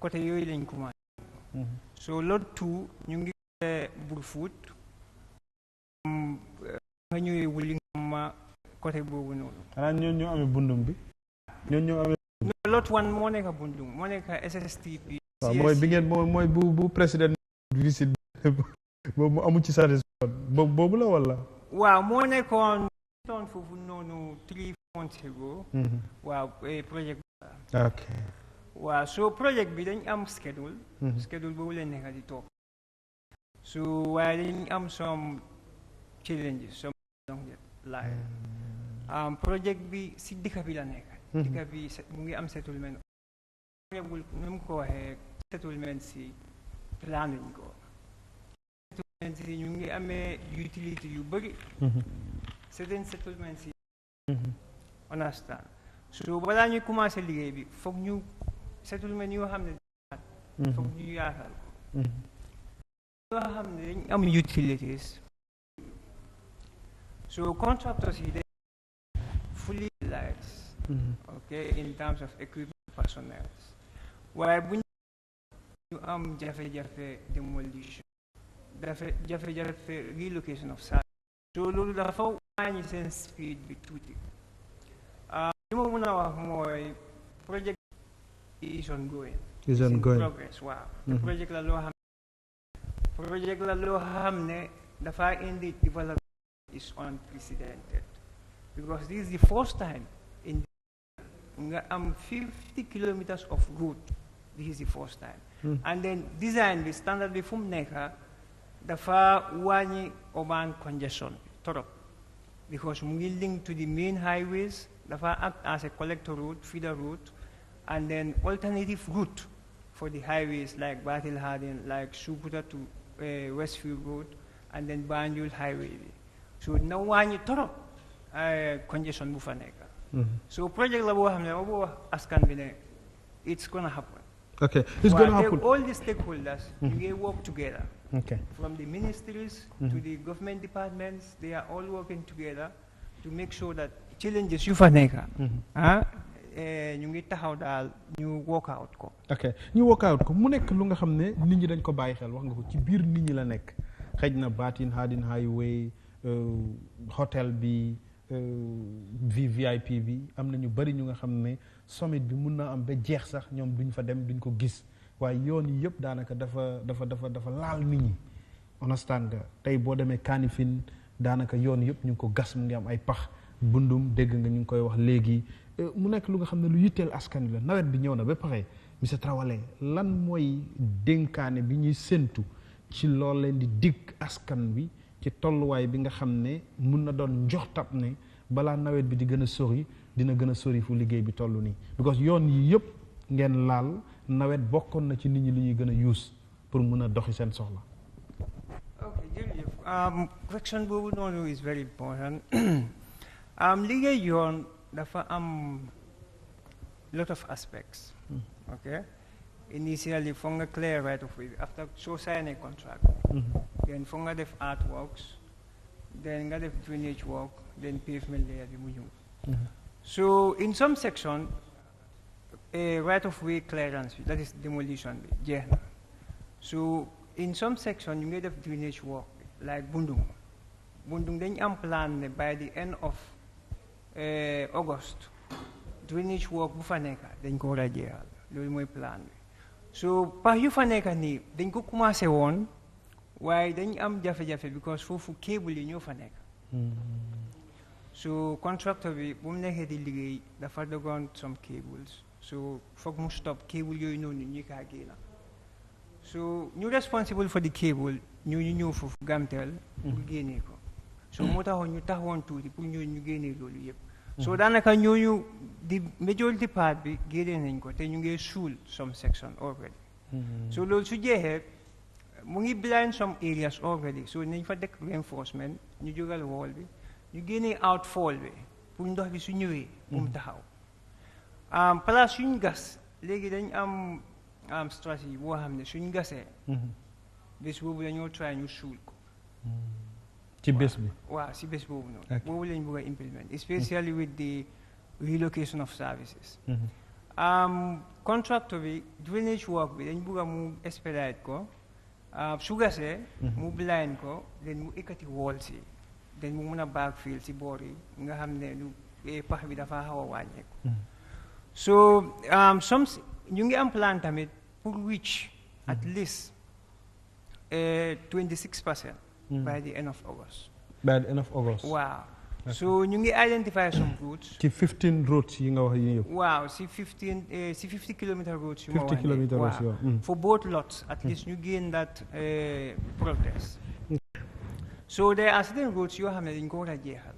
Benn si gaay mooy bu Jooswang bi boobu si conséquence bi la nekk ak bu Brufut bi Gamtel ak bu Ghana Town bi waaw so that section we want to complete that ok yooyu moom dina pare by the end of by the end of August waaw nañ siil foofu noonu def asphalt bi waaw so drainage work bi ñu continuer si loolu complete loolu ok PS dinaa ñëwaat ci yow mu ngi wax léegi wàllu démolish bi démolish dafa ànd ak compensation bi ñu bari ñu ngi koy complain gis nañ surtout wala Kanifing ñi fa dëkkee ñu bari ñu ngi ciy jàmbat monsieur Jammeh tey lii yëpp buñ ko waxee tey daanaka ci seen loxo lay mujjee muy NRA ndax yéen a fi nekk di saytu sàmm doxalinu yoon yi bañ teg ci anam bi nga xam ne nit ñi dinañ ci gis seen bopp tey ci liñ déggee yëpp ci waxtaan bi yoon am ci solo yéen ngeen nekk ñu nga xam ne yéen a koy sàmm lan ngay dalalee xelu Gambien si ci ne problème yi ñu daan am buñ jógee ci lii amaanaat dinañ ci jógee maa ngi koy wax léegi ñu bari dañuy wax non NRA moom ñooñu koy daanaka amul njëriñ sax dañuy gis pax ci yoon bi sa romb ko dem doxi seen soxla ak yu mel noonu daanaka dañ leen koy jëwee mu mel nii nag tey ñu ngi dugg ci sumbulu ees yéen ngeen bokk ci liggéey bi seen taxawaay ak mébét bi ak lan la ñuy séntu ci yéen lu wuuteeg la fi nekkoon pour buñ ko fi war a génnee yéen ngeen am ci taxawaay waaw loolu de question bu am solo la ne boo gisee suma teewaay ci fii tey jii ci dëkk bi sax laay wax Gambia as a whole looloo ko waral ne président gis na ni mbir yi daan demee neexu ko moo tax ñu ooyee ma Amérique man Amérique la nekkoon fa laa doon liggéeyee ne mel naa ñëw ñu doon dimbali si suma dëkk ci jàppale leen ci yenn technical aspects yoo xam ne xëy na mun nañ cee yokk tuuti mu gën a mën a dimbali dëkk bi xam kon lu tax ma wax loolu pour wax rek li ngay dëggal fi ngay waxee ci float bi one of my colleagues Ñang moom moo demoon report àndoon ak président bi ba si float bi ñi dëkkee benn côté ci boor yi I think mu ne fu naa Mariama Kundala oo Yuna ñeneen ñi dañ taxaw fële mënuñoo ñekk si sa directeur bi la mu ne ko directeur lii da ngeen ci war a jël ay jéego because tey waru leen a mën a toog di gis Gambian si diggante bu gàtt bi ñi war a dëkk ñi dëkkee fii ak ñi dëkkee fii mënuñoo jokkalante te loolu yéen seen responsibility la waaw loolu du ma ne suñ responsibility la completely because su fekkee ne ñaa ngi wax flooding loolu falls under disaster it just so happen ne NRA ñun ñoo di technical arm of government waaw ci yoon yi waaw ci yoon yi ba pare léegi ak su mooy teewaay ci wàllum ndox itam ne loolu nekk na loo xam ne suma xam-xam la ak expertise so loolu fi mu nekk nii ñu ngi cee jël ay déyo ak ay jéego yu bëri yoo xam ne in collaboration with Ministry of Works ak Ministry of Environment ak National Disaster Management am na ay jéego yoo xam ne jël nañ ko ba pare sax ci place yu mel ni Jaabang boo demee am na ñu fa créé ay ingénieur serious ingénieur ñu fa def yoo xam ne dina dimbale daal macha allah te li ñoo ñaan yàlla mooy ñu mun koo àggale si jàmm bala nawet bi di ñëw su boobaa wax mbaa wii di gis bokku ci su boobu ñu ne nit ñi gisal seen bopp wàllu yoon yi monsieur Jammeh gis nañ ne yoon yi li ci ëpp da ngay gis pax bu ndaw lay commencé ngeen di ko seetaan ba mu nekk kàmb gu rëy nit ñi yëpp di ci am problème tey gis nañ ko ci suñu yoon yi exemple bundum noonu la commencé benn pax ba bu yoon bi mujj kasaara tey ni mel ñu gis ne réew mi daanaka loolu ñu bëri buñ ko gisee buñ romboo rek gis ngeen xoolal NRA ñii xaw ma sax lan mooy seen njëriñ ci biir réew mi loolu yëpp lu ñoo wécci la loolu yëpp mu ngi wécceeku nit ñi di gisee NRA ak ni NRA di jéggee seen tànk ci seen liggéey loolu yëpp na dafa wécci koo pare sax ne nit ñi ñu bëri ñu dañoo xool NRA ne waaw yéen mën ngeen a def lii mën ngeen a def lii mën ngeen a def lii NRA is a technical arm NRA ñun ay technicien lañ am ak ay engineers waaye bu ñu waxee ne am nañ equipment yuy mën a jóg pour dem def liggéey yooyu noonu sax amuñ ko right now as we speaking si contracteurs yi dañoo am pour dem jële contracteur mu ñëw dimbali ñu mën a defar yenn yi loolu yëpp ne mu ngi wécceeku loolu yëpp ne fi mu nekk nii bu ñu ci paree dina change completely. fas ngeen amal seen bopp ay jumtuwaay fas nañ amal suñu bopp ay jumtuwaay yu mut sëkk yoo xam ne li nit ñi yaakaar ci ñun dinañ ko def ba mut sëkk. macha allah. waaw loolu bokk na ci mbébét yoo xam ne président wax na ko ministre mi fi toogoon loolu ñu ne lu ko aajo la ak PS mi toog loolu yëpp ne wécceeku yi ñoo wax ni ci inaar yi ñoom ñëpp loolu lu leen aajo la bu baax a baax a baax moo tax ñu ne ñu sas ma pour ma dimbalee indi ñu léegi-léegi ñu technologie si yenn yi nga xam ne ñu ko doon def ba pare ñu jég see yokka waaw ne loo gis nañu ne mu ngi xew bitim réew war na fee mën a xew itam mu ngi des ci ñu ñëw ku ci nekk ñu ne contribuer sa quota te ñu déglu wante joxante chance ñu mën a dimbale suñu dëkk bi mën a dem kanam macha allah waaw ne ñun liggéey moo ñu yëkkati liggéey moo tax ñu bàyyi ko fañ jógee ñu ñëw Gambie pour liggéeyal réew mi jërëjëf loolu am na solo macha allah Mr Souleymane dégg ngeen ko moom nu mu waxee moom moo nekk di deputy managing director bu NRA mu leeral lu am solo ci lu nga xam ne loolu mooy mébét ci li ñuy xaar ci ñoom as Gambians yu nga xam ne ku ci nekk tey cër bi ñu la jox ci réew da nga ko war a matale. Honorable dégg nga sa gars yi li ñu wax daanaka wax nga ko lu la yitteel la muy li nga xam ne mooy projet bi sa xam-xam màcc ci wàllu li nga xam ne moom moo nekk sampa daanaka yàgg nañoo waxtaan ci réew mi yu bëri yu fi am surtout malaa ci suñu yoon yi ni mu bonee niñ ko daan deferee tey sa xel dal na ci li nga gis ci wàllu yoon yi surtout mala 50 kilomètre route project bi nga xam ne mu ngi am ci biir dëkk bi sa conséquence ci sax bénéfice si ak yeneen ci fu mel ni man bundum fi ma dëkk ak yu mel noonu. jërëjëf waaw comme ni nga ko waxee rek ma am fu ma bugg a dooree rek. te bugg a fu tam nit ñi bàyyi seen xel si benn affaire. mooy lan. parce que dañ ne OIC. dina am ndax du am ndax mu am moo ñu gën a itil ak li am dañu war a xool ñaar yi parce que OIC soo gisee ñu bëri di ko xuus am na loolu si suuf loolu mooy lan yaa ngi koo xuus pour développement ok te indi development a happening ñu ngi happen ndax war nañoo toog di wax na war naa am ndax du am foog naa fi nekk wax bi mooy ndax développement ñi ici ndax dinañ ko mën a jeekali comme niñ ko bëggee parce que it's a continuous thing. It's already signed. It's already ours. dafa jeekale ko. so buñ am bi rek du mooy farata bi buñ tollale ne comme am na amut. yoon yi duñ dem. because already signed nga with the contractor. ne ko ay ñi 50 kilometer route. charge na la bill na la he give his BOQ. that BOQ bi mu la jox. mooy customer na everything am bi nga ko prépare jox ko il faut mu implement ko wéeda am na amul def koo def waaye dat rules neen ñu ko moom Gambian si ñu ko moom waaye tey yaa ngi doon wax ci lu am solo ci contractors yi boo xoolee comme dilayens yi Mr Traoré wax léegi tey ok contractor bi nga xam ne moom mooy defar tali wuute naag ñi moom cable yi nekk ci kaw yoon bi wuute nag nawek ñi nga xam ne ñoom ñoo moom pôle yi nga xam ne mooy joxe courant ndax yooyu tamit bokkut ci li tardel projet bu nga xam ne depuis 2022 lañ doon expect ne Gambia waroon na xuus OIC bi wax naa ko ministre bi tey te tonton mooy ne waaw dañ doon jéem a try pour boole ñëpp ku ne xa gis si boppam waaye they have learned lesson ne next time around nañ ko jox benn lom som joxe contractor mu responsible everything mooy monitor moom mooy xam ne ñoo ko war a defaral cable si mooy ñoo xam ne ñoo ko war a relocater I mean like the NAWEC and everything come like when you give a contract to pavement contract to a contractor what you only tell him mooy anytime anywhere you have a problem of NAWEC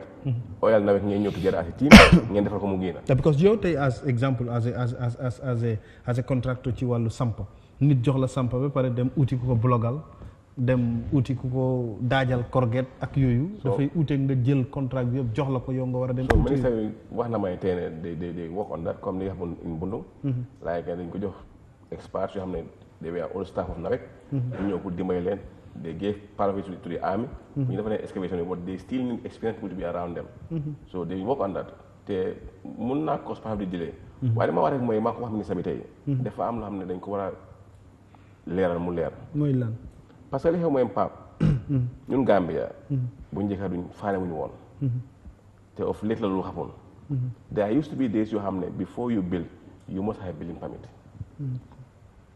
physical plan amoon raay ñëw fekk am di PS mu ngee build mu ne ko stop work bi sa amuloo building permit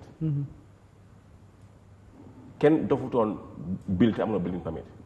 And they used to go around to inspect whether fan la building si nekka. But now it's not happening. di nga ko am waaye nag inspection bi mu ngay demee ni war a demee. so moo tax soo gisee tey yoon yu bari tey di nga dem ba war a daanee kër jàmbur. already soo seetee alignment si. ñi leen ngi fii ñi leen ngi fële ñi leen ngi nii soo yaa ngi gis ne kii yaa ngi dugal si këram 6 meters. ñëw nga kër sirif saa nga dugal benn 2 meters ñu foog ne yaa ngi bias. fekk if you look at the right alignment sirif saa bi moo ñëw i facteur wutoon ne maa ngi laal yoon bi intéressant na waroon. so loolu moo ko amee problème bu bari baax na ñu ngi ko surtout ma la ci wàllu démolition fi mu nekk nii. yaa ngi gis ne suñ ñëwee into that road networking. ñu follow the right channels at the end of the day tomorrow dañ ko avoid. am na PS fii léegi ma dafa am solo. te dañ ko war a bàyyi xel te and then he made it very clear ne it's theirs. ñoom ñoo ko moom. mooy de 10 meters boo xam ne ba tey is part of the road reserve. It was 40 meters. They used to 30. ñu ngi am 10. wax naa ko rek ministre bi at the assembly. ne that 10 meters. gars yi door di ko seet ni ñu ko laxasee buum. I said it very clear. Let them start acting on it. Because we need to expand. We need development as he said. But kon ne suñ ko stoppul. lii xewaat tey mu xewaat ëllëg. ñu soxlawaat ko muy doon problème ñun li ñu xam rek mooy kii feeku. waaye ki njëkk a def. duñ fa dee xool. When he was doing it, we thought he was doing the right thing. Comme ni PS wax léegi. génne woon nañ leen compensate nañ leen they have come back again to rebuild again. so suñu demee ba gouvernement war ñu wax nañoo démolir ñu ne gouvernement is not fair to them. te loolu du fekk ñoom ñoo fair. they are already benefited twice. They were paid and they were asked not to move again. boo ñu ne waa comme démolir nañ ma laaluñu yoon bi damaa dellusiwaat. comme ni ko PS waxee so maa ngi advice PS tamit on that. ñu mel ne those road reserve with Mr. Jammeh. ñu mel ne ñu toppa the right thing. Make sure let nobody come to enclosed areas. Because pour protéger ko ëllëg. macha allah 23 213 mooy number téléphone yi pour yéen ñi ci biti ngeen mën a bokk ci jotaay ji indi seen xalaat ak seen gis-gis ci waxtaan bi dégg ngeen li ñuy waxtaanee réew mi la ak tolluwaayam jotaay suñu réew la. PS monsieur Sarr ñëw na fa léegi honorable wàllu démolis buñ ko waxee dafa ànd ak compensation daanaka ñu bëri ñu ngi jooytu ba léegi ne. am na ñu nga xam ne wax nañ leen ne di ngeen jot seen xaalis balaa ñoo toj seen place yi waaye jotuñ am na ñu nga xam ne jot nañ waaye ñenn ñi li ñu leen waxoon yu jëm ci yooyu tey booy leeral loolu as technicien ci issue bi ak gën a emphasize ci li ñuy wax léegi 10 meters bi nga xam ne des na man daanaka everyday maa ngi jaar ci Sukuta traffic light ba Costa Road waaye gis naa ñu bari ñu nga xam ne léegi ñu ngi commencé waat di ñëw ndànk-ndànk ci kaw yoon bi xaw ma nag man mi sax dama foogoon ne gars yi soxlawu leen ko ndax li ma gis rek mooy highway bi ci kaw la nekk ak yu jëm ci yooyu boo koy leexal ci wàllu compensation bi fan ngeen ci toll. jërëjëf naam ji bi pour waxaat rek ne ñun procedurally luñ dee bëgg a def mooy suñ demee ba decide pour am a project boo xam ne dina affect settlements dañ dee njëkkaa def mapping of the right of way so right of way boobu any property boo xam ne dafa fall within that the limitation suñ koy damage for example lan la ñoo damage ndax fence la moo am ndax dina boole danga daaneel fence daaneel waañ o danga daaneel part of the building so lépp loo xam ne dinañ ko laal o dinañ ko toj loolu la gars yi jël ñu def seen calculation mooy evaluation bi suñ evaluate then ñu share with the property owners luñ fa yelloo loo xam ne loolu lañ leen war a fay so ku nekk ci ñoom dina am a copy or will be told lan la war a am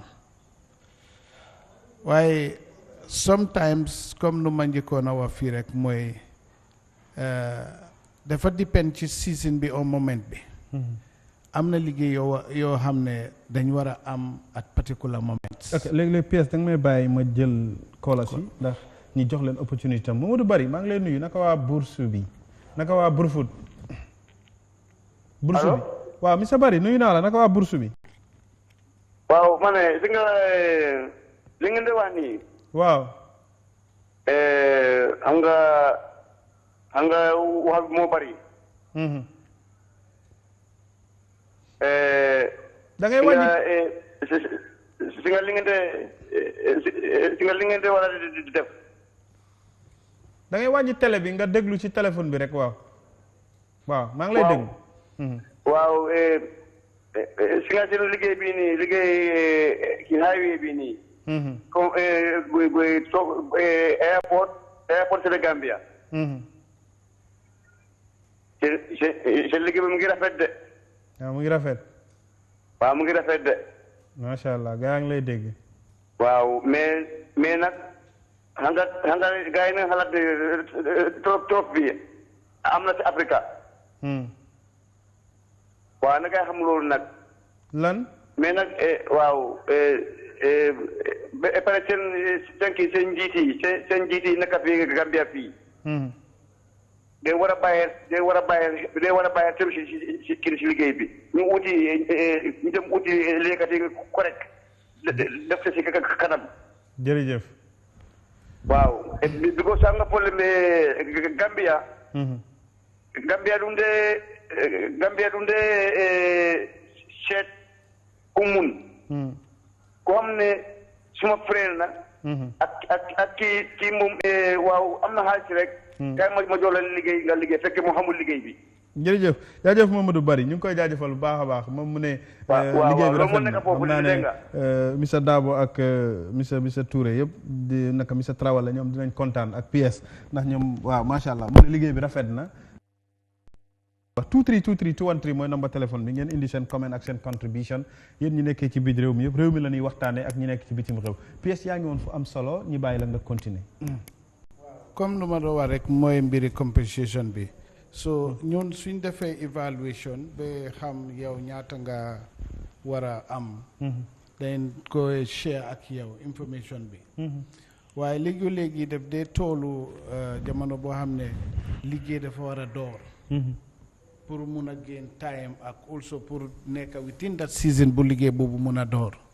so daf dee loolu su amee daf dee am jamono yoo xam ne duñ dee mun a fay compensation on time.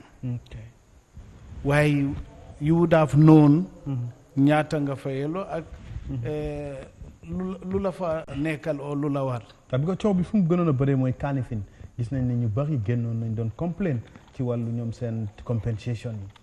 waaw ñaari affaire tamit a nekk ci compensation. nekk waxuma ne ñun amuñ fault. waxuma loolu. because ñun di moo ñuy am information di moo la ñuy dimbale pour ñu mën a adjust ci lu ñoo def. so ñun we welcome every opinions and criticism especially positive ones. waaye léegi def dee am tamit communities yoo xam ne dañoo bañ pour joxe even pour engage ak yow ne kenn du laal seen property su such that duñu joxe seen details te development su ñëwee nekkul suñu interest pour ñëw rek daaneel sa fen soo def li yaaxat ne loolu kenn du ko bugga because ñun ñëpp ci kër lañ jógee ku ñu ko def duñu ne waaye moo tax ñu indi di element of compensation suñ daanalee sa fence ñu mun laa jox something at least nga mun a refence at foo war a refence waaye am na ñoo xam ne flatly dañ dee bañ pour joxe those details te compensation process bi dafa cumbersome such that yëfi luwa la xaalis la duñ ko day jël rek teg ko ci suma loxo ñu ne jëlal lii ngay loolu lii déedéet da ngaa provide all your details bank details and everything then you process lolu through the payment system you fay ko to your bank. So in the event yow nga bañ pour share sa details with the ministry duñ dee am another option. ok léegi ñu dem all yundum jël monsieur Diallo asalaamaaleykum Abdourahmane. waaw. na nga def. yaa ma alhamdulillah. acci ñu ngi lay teewlu dégg nga waxtaan bi lan nga bëgg a yokk ci jotaay ji. waxtaan bi rafet na lool. thank you. ñu ngi lay déggee bu baax. ñu ngi lay kontaane. waaw man de yoon yi moom baax na lool yoon yi from Costa Rica airport. rafet na lool. wante man nit ñi dafa am lu ñuy laam-laame man taximan laa. lan la noonu. dañ dee ëppal werante si affaire yoon bi gànnaar gars yi dañ koy dog wala duñ ko dog. ndax yoon bi dañ koy. dog wala duñ ko dog Johnson yi. yoon bi ndax dina am Johnson yi ñoo dog ci biir yoon bi. waaw ci biir yoon bi. ok loolu pièce dina ci leeral ñoom ñooy technicien yi. ok jërëjëf mu ne yoon yi ndax dina am Johnson yoo leen di dog ci kaw yoon bi because yoon bi yëpp straight la te Costa Road bi dafa am place yu nga xam ne nit ñi dañ fa dëkkee lan ngay leeral ci loolu pièce. jërëjëf dinaa ko gërëm ci kool bi. lu ma ko bëgg a wax rek mooy first nañ xam ne the Barton Harding road is a highway. dama bëgg ñu xam loolu first ne it's a highway. te highway nag dafa am futures yu mu am. dafa am futures yu mu warut a am. waaye ñoon luñ def su bàyyee xel foogoo naa ne suma ministre dina ko doon laal boo doon wax. Initially Barton Harding amutoon these extended works like luñ gis noonu ci kaw which is the flyover. yooyu initially in the initial design loolu amutoon. waaye bi ñu demee realize ne it was necessary as a government. ci leen decide pour include loolu boole ko ci new design bi. so loolu one of the reasons for that is pour mun a ease these exit points. Johnson si. waaw Johnson si. so luñ def rek mooy pour def ko at strategic places. foo xam ne you have a lot of traffic and exit points then nga am boobu noonu. ok waaye that aside gis nga fu ñoo use presently. fu auto di use presently. the plan mooy pour also make that site motorable for other road users. so dinañ am exit points at very strategic waaye du nekk koñ bu nekk rek. ñu dagg ko rek am U-turn or comme niñ ko tàmm di gisee. ok léegi ñu dem essayer ñu ñëwaat pièce yaa ngi fu am solo te lu yitteel réew mi la allo salaamaaleykum Mamadou Diaw noo def. allo salaamaaleykum. allo asalaamaaleykum. waaleykum salaam monsieur Diaw nuyu naa la naka waa Essew. waaw ma fay naa leen bu baax a baax di kontaan di rafetlu seen programme bi bu baax a baax tamit. jërëjëf ñu ngi lay teewlu. aleykum salaam wa. waaw maa ngi kontaan di rafetlu si programme bi bi ngeen nekk ni tey. jërëjëf. waaw comme léegi li mu di déglu léegi nii from the right honorable that's Mr. Sarr his point. allo. waaw waxal ci téléphone bul déglu ci télé bi. waaw so maa ngi doon rafetlu programme bi these are very important things yi nga xam ne dafa dañ ko dañu war comme ni ñu ko waxee right now we have people like that man sitting down over there honorable Sirif Sarr.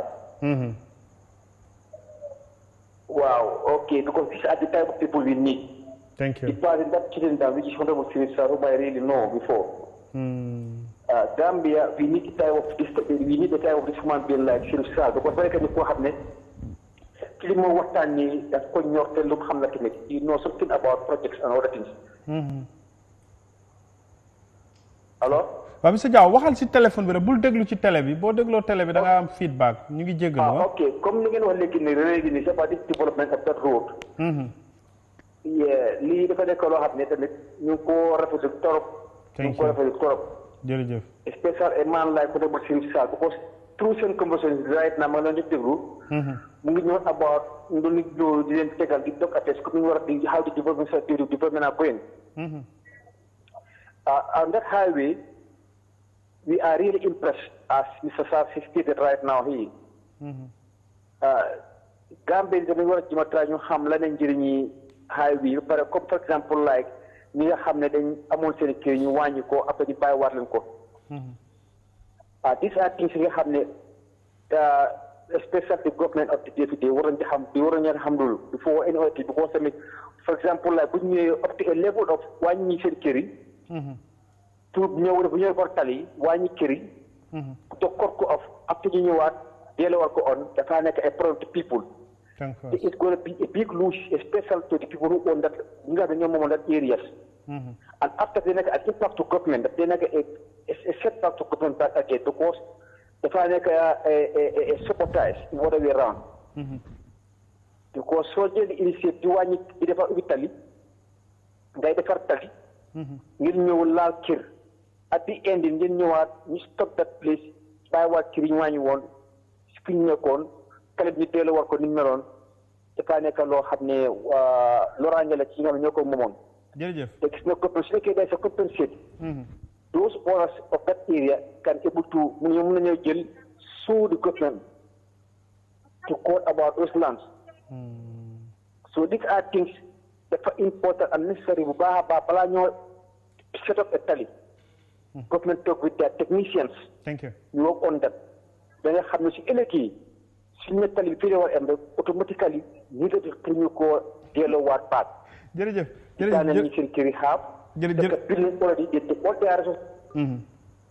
Jërëjëf monsieur Diaw ñu ngi koy jaajëfal foofu ci SEW xam naa ne réew mi ñëpp a ngi bëgg a woote ndax téléphone bi mu ngi lii waaye time bi daanaka daf ñu jàmbu ba pare honorable PS yaa ngi woon fu am solo mooy nit ñu bari itam dañ ko dee waxtaanee mooy yëfi comme ni ko Kola bi waxee léegi mooy Johnson yi am na ñu ne non tali bu pare borom xaalis sax ñooy ñëw daggaloo gaay yoon yi gis nañ ko ci highway yu bari jaane lañ ci tuumal ne non NRA la ñoom ñoo ko kii moo tax gaay dagg ni yoon bi ak yooyu di bàyyi la nga leeral foofu yaa ngi ci woon mu am solo mooy yëfi highway bi because ku ne xam na boo jógee exemple from Sukuta traffic light ba turntable amul benn Johnson te nit ñi dañ tàmmoon di dagg Johnson yi di U-turn di def yu bëree bëri ci kaw highway bi. lépp loo xam ne highway war na ko am bii dina ko am. dinañ am exit points. waaye comme koñ bu ne. soo bàyyee sa xel ñu ngi def the barriers in between the two sides of the road.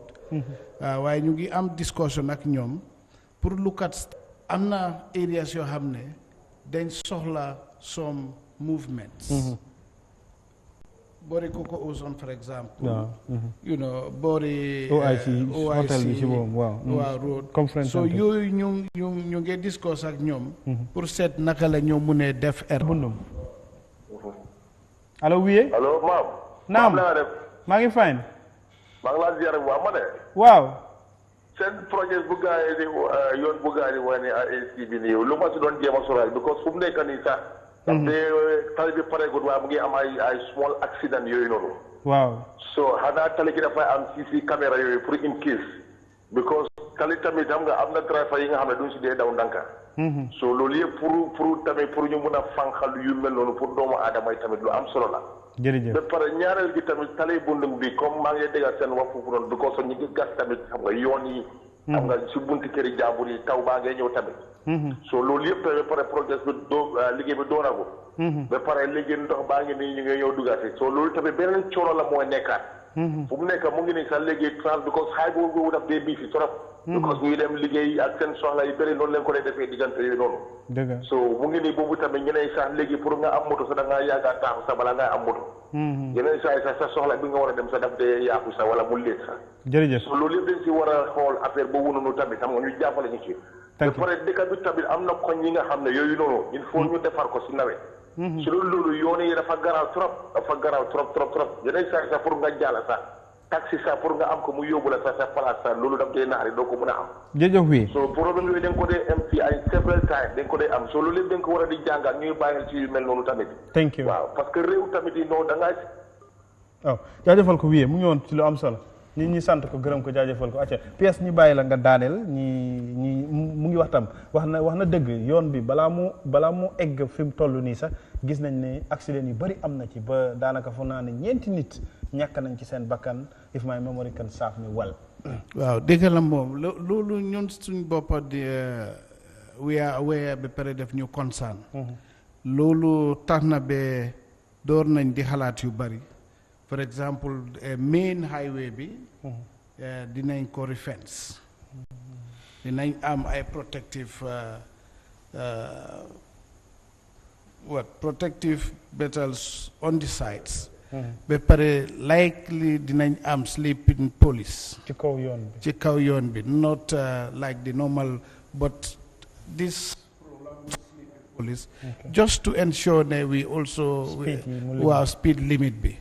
Because even Legini, as I was coming, I saw the takeoff on the road. People drive with some very high speed. Lolu nak dañ ci concern because the purpose of the road is not to take lives, is to comfort people. And therefore, we are very conscious and sensitive to the welfare of nuclear use. So a lot of facilities on it, including CCTVs at strategic areas and police surveillance on that road. I can't say for now in terms of, but hopefully at least 20 hours in a day. Are things that we are, working on just to see how safe our roads are. Thank you. So by Sahel, just last week Friday, launching road safety action plan. Is geared towards how do we keep our roads safe, because we cannot continue to lose our population.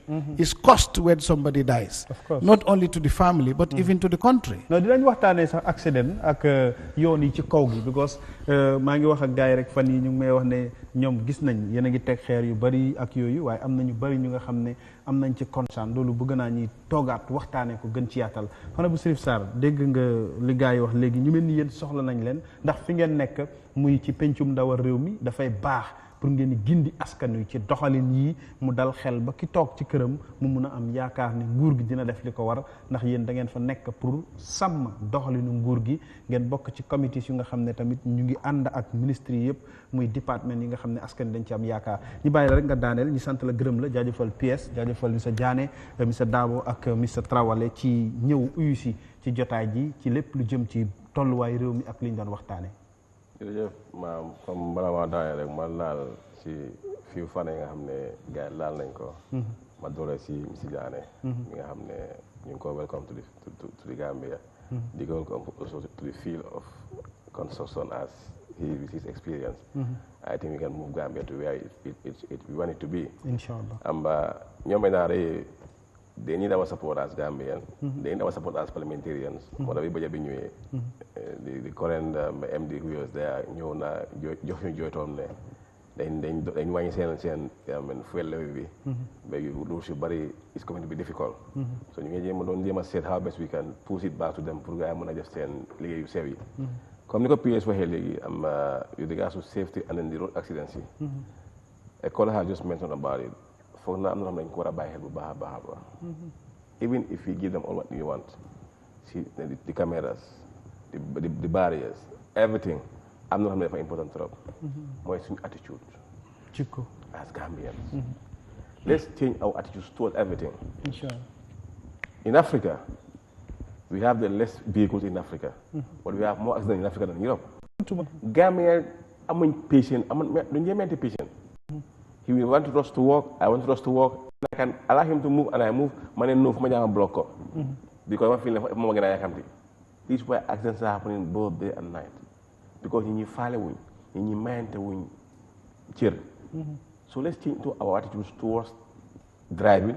Let's change our attitudes towards problem. The government is doing that bit. But you also have a responsibility as parliament, as lawmakers. Come to my one guy, oversight functions. Are you performing them right? Are we doing what we're supposed to do on them? I told the vice president, Maneko will be on to you and you'll be on to them. So those who happen, they are our technocrats. Your advice and believe in them. That's why we put them there. So, but environment is hard for people to move. So the more I rek moy ma ngi ñaaxaat ñi rek comme suma area ma ngi gërëm di ministry. It was tough. Keba the PS every time ma ngi xul ak ñoom ma ngi ciow ak ñoom yow da nga farak sa gaay bàyyi I say thank you. Next time yaa mentek sañang lay indi waaw mu ñëw ba des na. So li ma wax rek the ministry things are not the way we expect it to be. Of course. They are out of delays. Currently the way things are going for now we have gone to reach to the level that we are they want to especially keep on pushing and just keep on moving. So you only get road. These three must go together. Thank you. Must build, break and kaddu njaal sunu maam bu jigéen dafa génn àdduna tey suma yaayam bu jigéen waaye dama ne ko tey pati la ci kër gi ndax waaw moom màgget na ma ne ko dafa noppaleku mère bi waaye ñu ngi koy jaale mboolem njabootu Xumakunda famille njabootu Sikunda famille sunu maam Awa moo génn àdduna foofu ca dem fay ci fi nga xam ne moom moo nekk Saame ñu ngi koy ñaanal yàlla yërëm ko xare ko ajjana yàlla na dee doon noflaayam ndax sunu maam ju baax la waaye nag àdduna nii la kullu nafsin saayixatil mawti bakkan bu ñam dund mooy ñam dee yàlla na ko yàlla yërëm xare ko ajjana ñu ngi koy jaale njaboot gi yëpp sunu ay nijaay sunu ay yaay ak sunu ay bàjjan ñëpp ñu ngi leen koy jaale ci lépp lu jëm ci tiis bi nga xam ne tey ci ngoon si lañu dal suba incha allah lañ koy jébbal boromam foofu ca dem fay yal na ko yàlla yërëm xare ko àjjana jox leen dig daje beneen ayu bés lay doon àllarba fii jotaay sunu réew lu dul loolu ngeen topp di seetaan yo Pan Africanist TV Eyeafrica TV dabu seen bànneex mooy li yitteel tey li lañu àndoon ak yéen ngir waxtaani réew mi jërë ngeen jëf